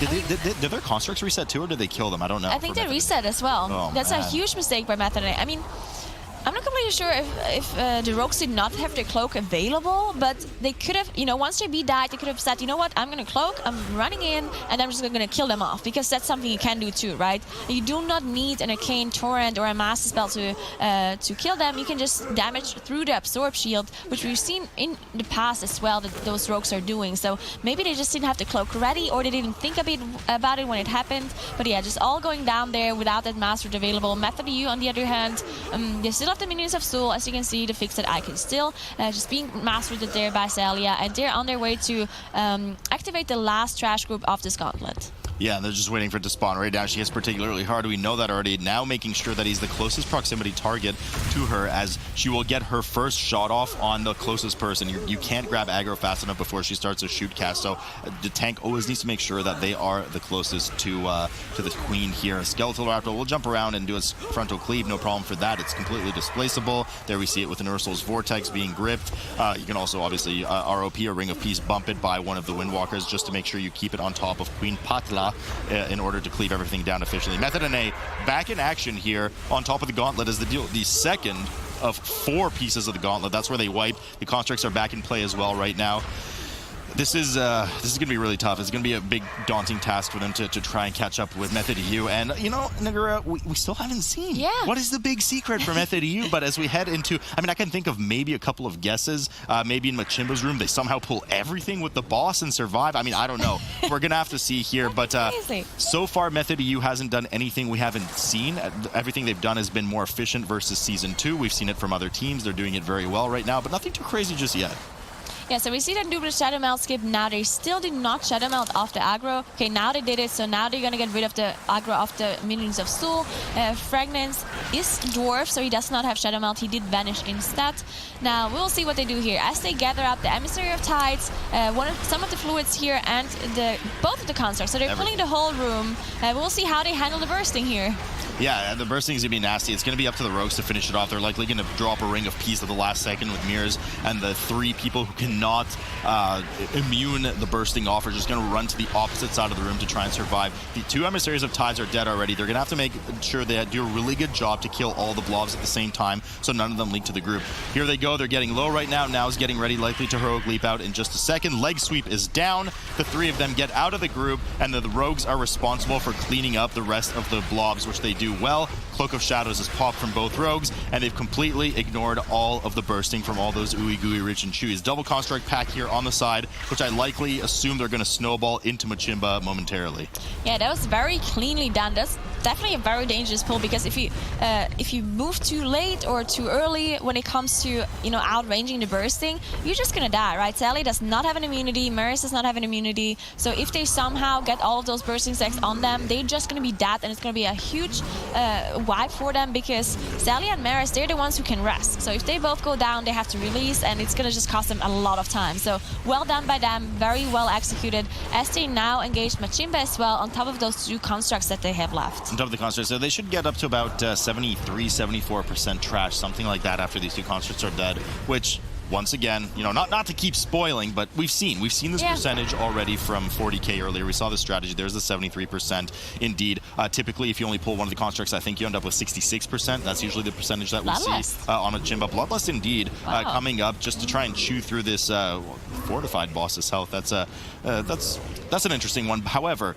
what were their time trials? I believe it was 22. Yeah. So that means they might have access to Bloodlust at the very end of the dungeon, which is why they popped it here. So probably from an efficiency perspective, they popped this just to get that extra Bloodlust in on King Dazar at the end. Method NA doing the similarly large full room pull here on the right side, on the small side of the screen right now, as they back up near one of the tombs, making sure that they break their buddies out immediately from one of those entomb casts. So we'll have to keep an eye on if they're able to pull off the exact same quality of pull that Method EU did, who is now sitting at 30% on Machimba. Yeah, so I think the most surprising thing by Method EU is probably going to be the bridge element, right? We've seen lots of teams do different kind of strategies for the bridge, and we've seen lots of teams also struggle on those bridge trash packs.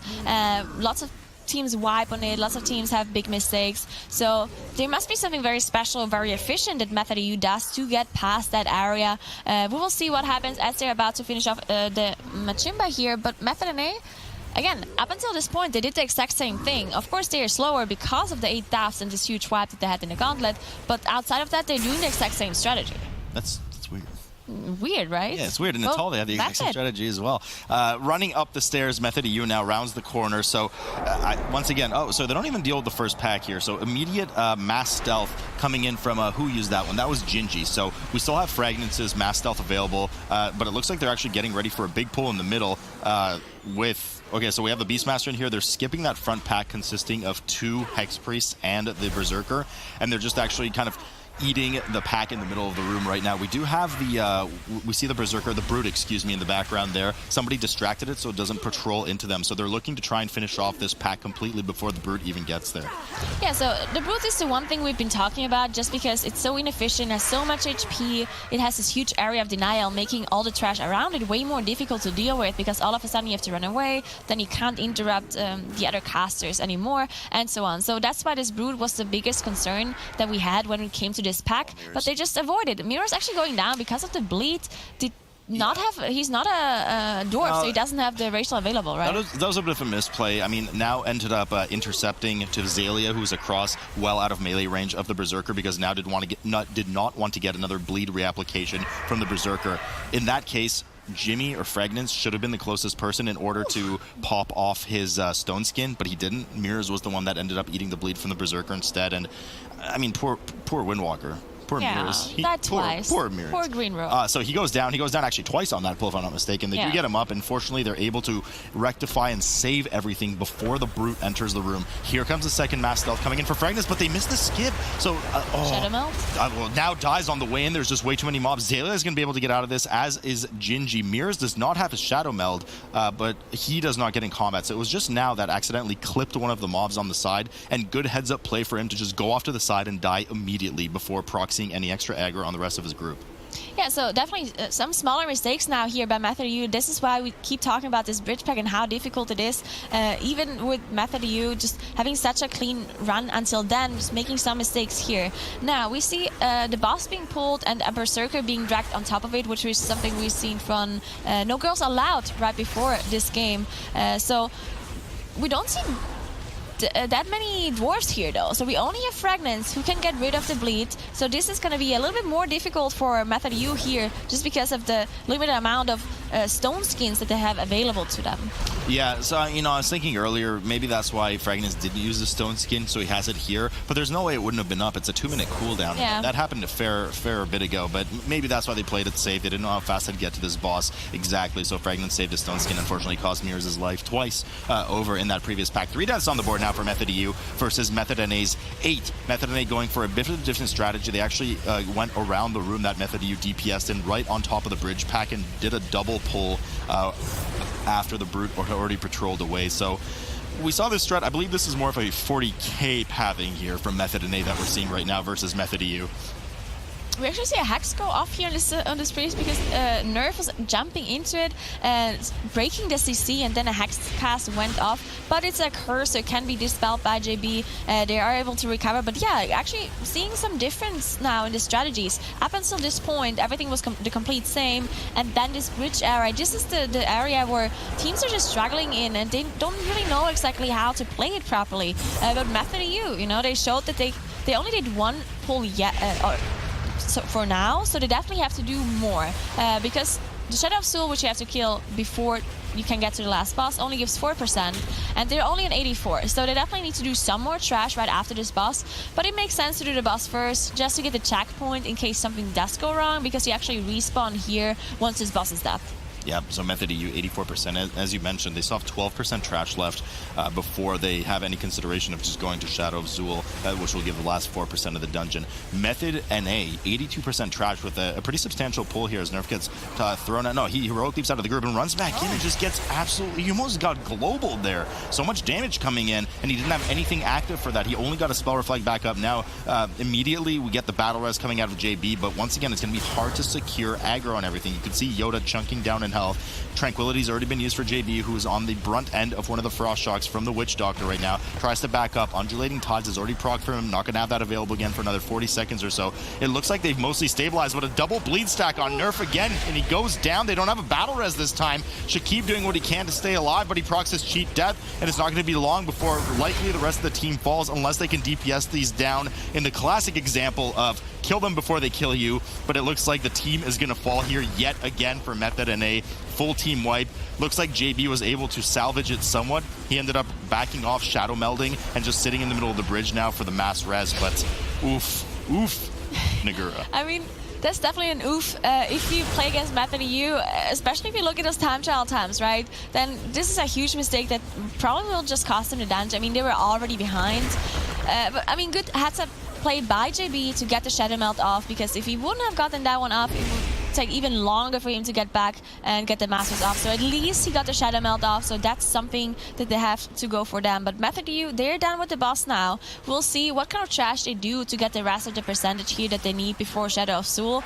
And again, it really seems like Method U is actually not doing anything completely flashy. So the 2 minutes difference between Method U and Method NA in the time trials really was just, you know, just more efficient pulls in the time trials. 13 deaths. But I mean, that's what it could be. You know, it's hard to read into the time trials all the time, especially when you know, they're not streaming their practice anymore. They're not streaming their time trial run. So who knows what went wrong?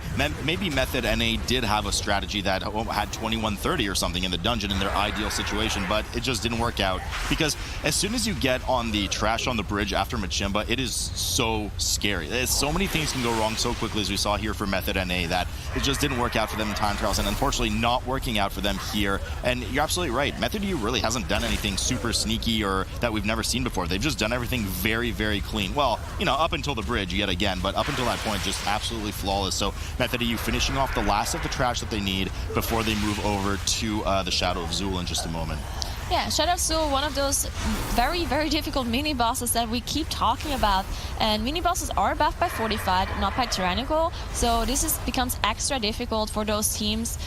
Most of the time, we see people are fine, especially with Sally running the Tree of Life. It definitely helps because you just have an extra cooldown, so now it should be okay. As long as they use their defenses properly, but they definitely have to be careful just because it does so much magic damage. You see the Shadow Rush, at least behind a dot, that ticks for a lot of magic damage, so you can just see how low now it drops, and pay attention to the defensive cooldowns that they're using here. Yeah, well, I'll especially pay attention to that Iron Bark in the bottom row on the left side for the rest of you. I think I beat myself up more than anything else when this kind of stuff happens. Anyways, now Pops, his last stand here is bolstered, of course. Now, Shadow of Zul actually does melee rarely between his casts, not for a significant amount, but just, you know, as a note in the form of, let's say, if Necrotic were on the dungeon, you're running it on live, just a little tip there.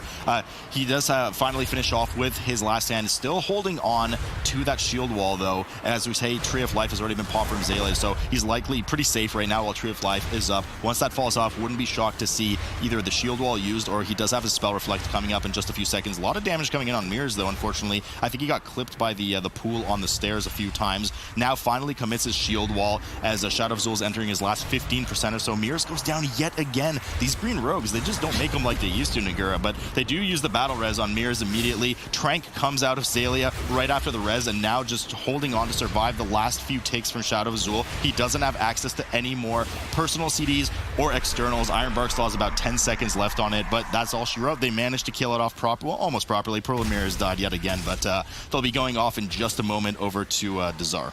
Yeah, Zalia almost reaching 80k HPS, which is almost purely single target, right? There's not much AoE going on in this fight except this extra abilities that you get, but you can outrange it or soak it if you want to, so not that much AoE.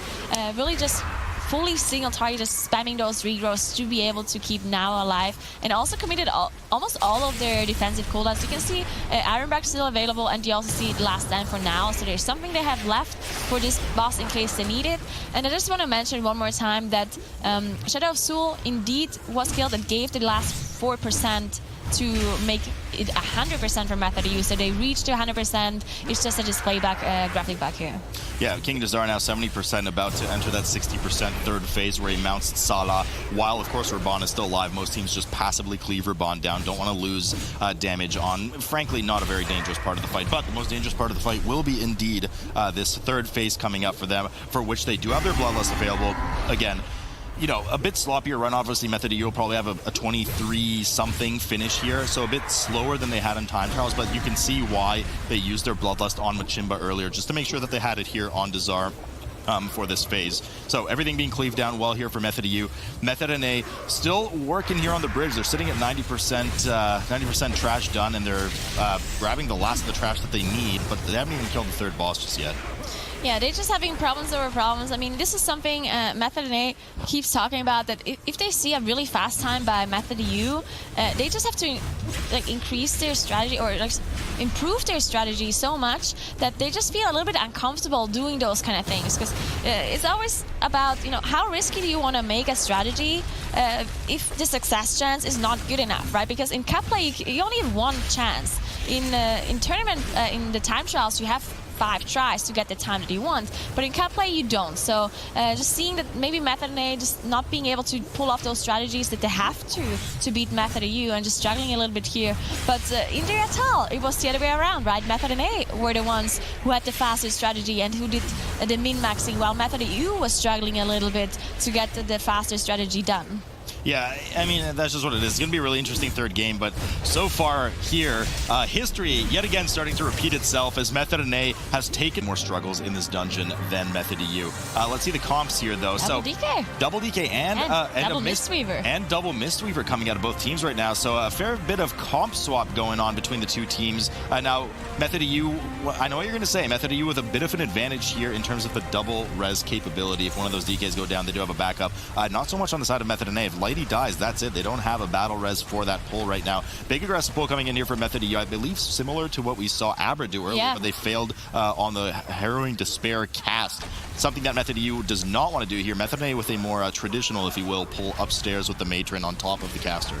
Yeah, this is a very dangerous. It looked very easy on Method EU side, right? But this is the dangerous pull that Abra wiped on, just because there's 2 Blood Priests in there, which constantly need to be interrupted because of the healing abilities and buff abilities they have. And then you have the Mask in the middle, which casts this huge AoE damage burst that needs to be interrupted that killed Abra before. So definitely a very dangerous pull with the Matron on top as well, which buffs everybody else with haste that increases their cast time, so they cast even faster, need to be interrupted even faster. And they don't have any druids, so no Sooth. They're not able to even dispel the Matron debuff either. Yeah, I mean, fortunately they don't have Prot Warrior. Prot Warrior is quite good at dealing with sustained hard melees to the face, especially if it's blockable. Elderly Axa here, 57%, 55% for Method EU, and they just got started over on Method NA side, who is 1% lower on Trash than Method EU, and 75% on Elderly Axa. So all in all, already at this point in the dungeon, Method EU with a superior routing. Higher percentage done Trash, more dangerous pull, but high risk, high reward, more percentage Trash done, and they're already further on the boss.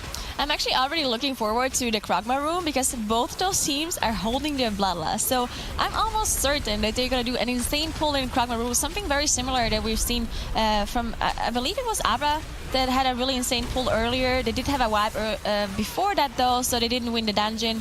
But with double DK, you can definitely pull off some insane stuff in that room and the bloodlust as well. We saw Ashline basically solo two-thirds of the room. He did 1.4 million damage with double Unholy DK. Could we see the entire room pulled with the boss? I don't think. Can you even? Do the legends tell such a tale? I guess we'll find out here from Method E in just a moment that it's already killed Elderly Axe and is starting to head over into Kragma's room right now, grabbing the Ooey Gooeys at the beginning. Double Lasher pulled in as well. I guess a lot of what would be scary with doing a pull of that size is really just the danger of Decaying Mind going out. They only have one Dispel, probably part of the reason they opted to bring the Mistweaver, but pretty substantial pull, about the same size pull as we saw here from Abra. Huge damage about to rocket up right now for the Unholy DKs. Mirror's dropping quite low, but no problem as Fragments get us both DKs getting over a mill right now. And just as I finish this sentence, the trash is dead.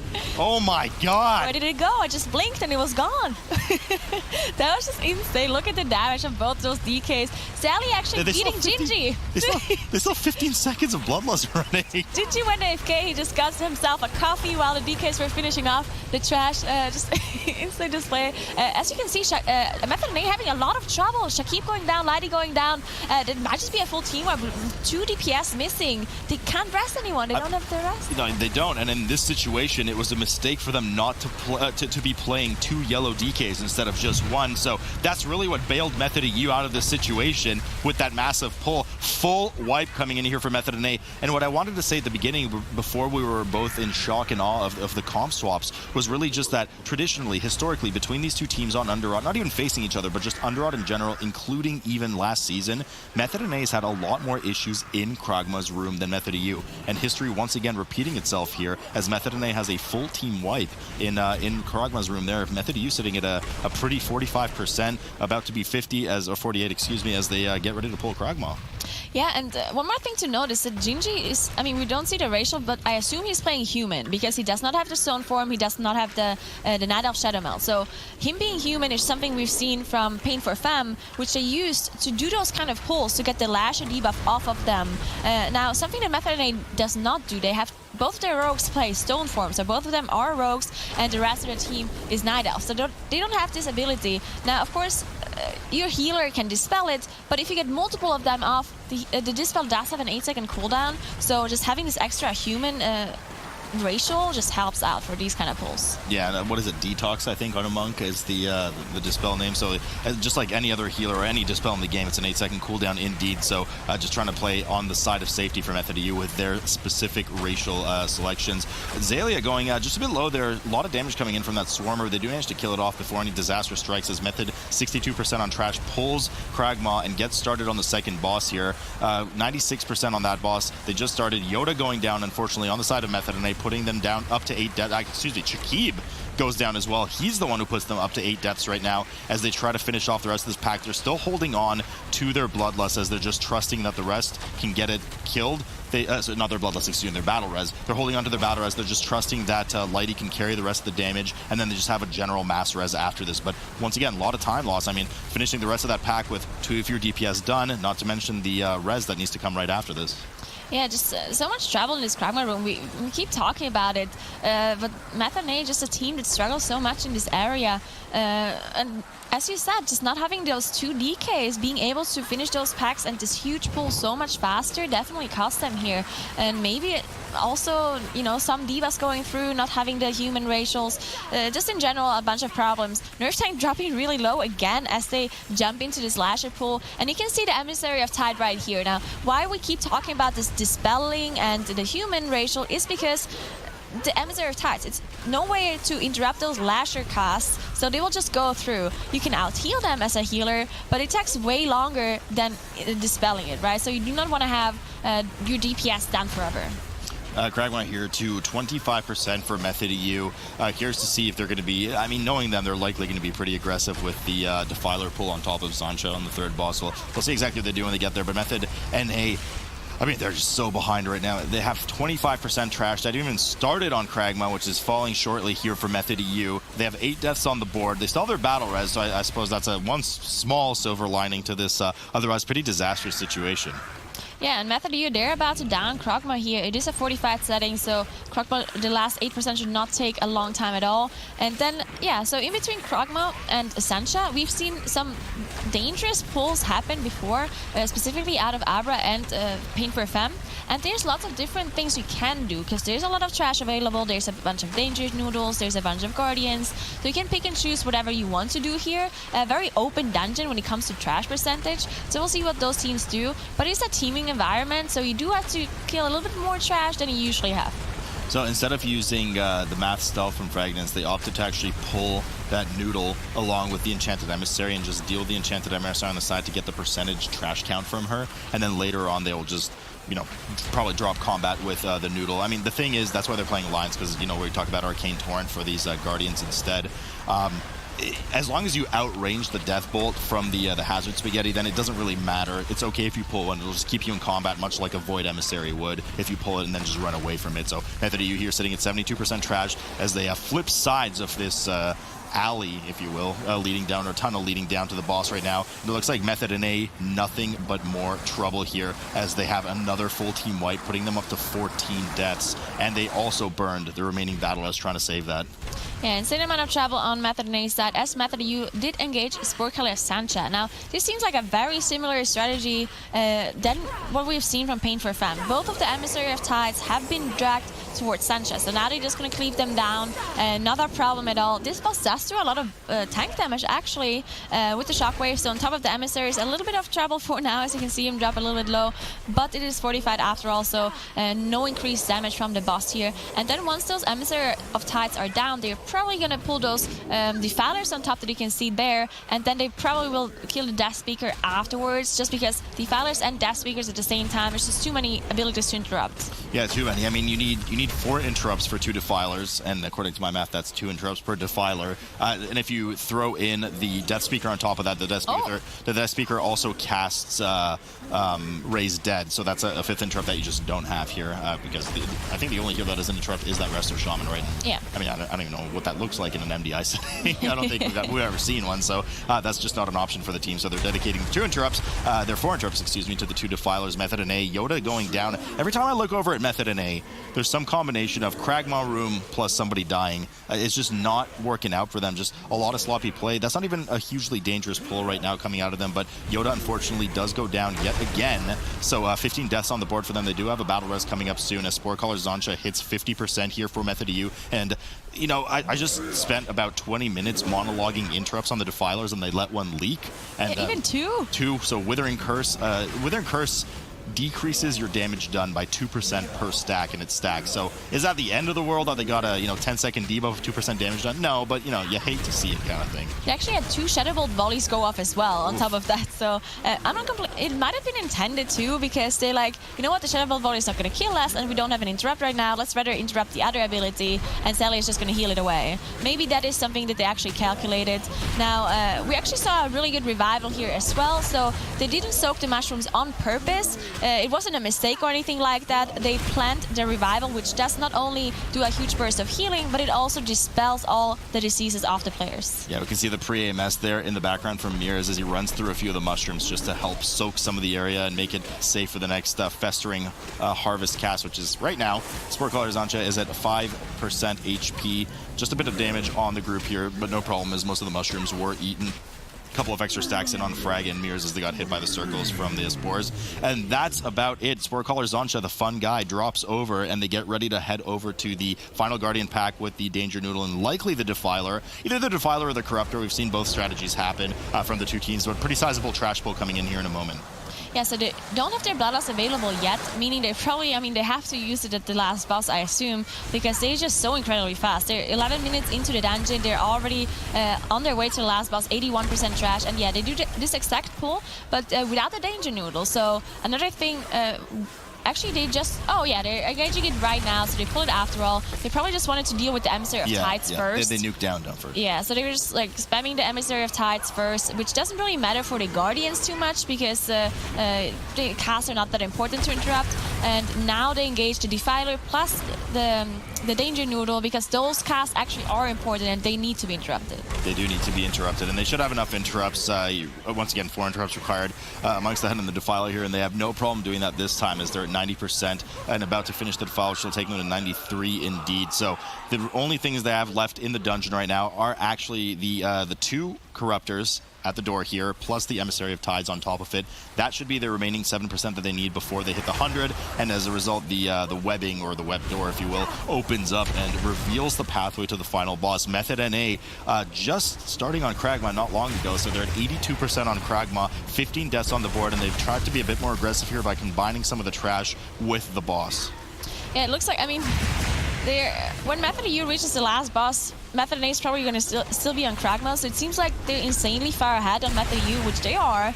But if you just look at the time, those 2 teams are just so fast at the dungeons. They're just, the amount of speed they have to just go through these dungeons is insane. So whenever you make those kind of mistakes that Method NA does, then at some point Method EU is just going to be at the end of the dungeon all of a sudden within a span of 2 minutes, right? So Method NA just struggling way too much in this dungeon in general. 15 deaths at this point. It's really not their dungeon. No, not their dungeon, and it's really weird. I mean, they started the Atal so well, so flawless, and then we went to King's Rest, and they had, some issues, not as bad as this one, and then this one just went completely catastrophic. So, I mean, you can guess a million different things. Maybe they're a bit tilted, maybe it just got in their head and it affected their play, or maybe it was just bad luck and it just didn't work out for them today. Whatever it may be, well, I don't know about bad luck. I mean, there's only so much luck that goes into this, but something affected their play after Dungeon 1, perhaps around the time the bridge on King's Rest took over, and it just kind of spiraled or seemed to have snowballed out of control for their Method EU having a actually literally perfect run here in Underrot. Perfect percentage, no deaths, everything just dying so quickly with this double DK comp, and they head over and start up on Unbound Abomination. Yeah, so now they actually are in the last boss, while Method is still fighting on Krogmaw. Unfortunately, Method using that Bloodlust here on the pool, and the Bloodlust here is actually very beneficial for the double DK comp, because both of them do have their army ready. They have all of their cooldowns, and look at the amount of damage Mirrors is doing here. The burst DPS you can do on single target as a unholy DK. We've been talking about single target DPS not being the greatest for DK, but with those cooldowns being ready and having Bloodlust on top, you just do huge amount of burst damage. So this is why you see these insane numbers coming out of both Mirrors and Frag here. Of course, Rogue doing a lot of damage too, but he's nowhere near that burst from Mirrors. And this boss does work a little bit differently. That's why the HP is not moving as you think it is. It's the energy bar that you have to pay attention to. Yeah, the energy bar is just going up so fast right now. They've already dealt with 2 waves of the Blood Visages, and they're just about to spawn the last one as soon as that red resource bar at the bottom of the Unbound Abomination bar goes off. Method NA has finished off Kragmaw, and they're still dealing with a bit of the trash leading to Sporecaller Zancha, but what a story here right now for Method EU as Zalia ends up proccing his staff at the very end of the dungeon. Jack looking very gleefully over at me. Zalia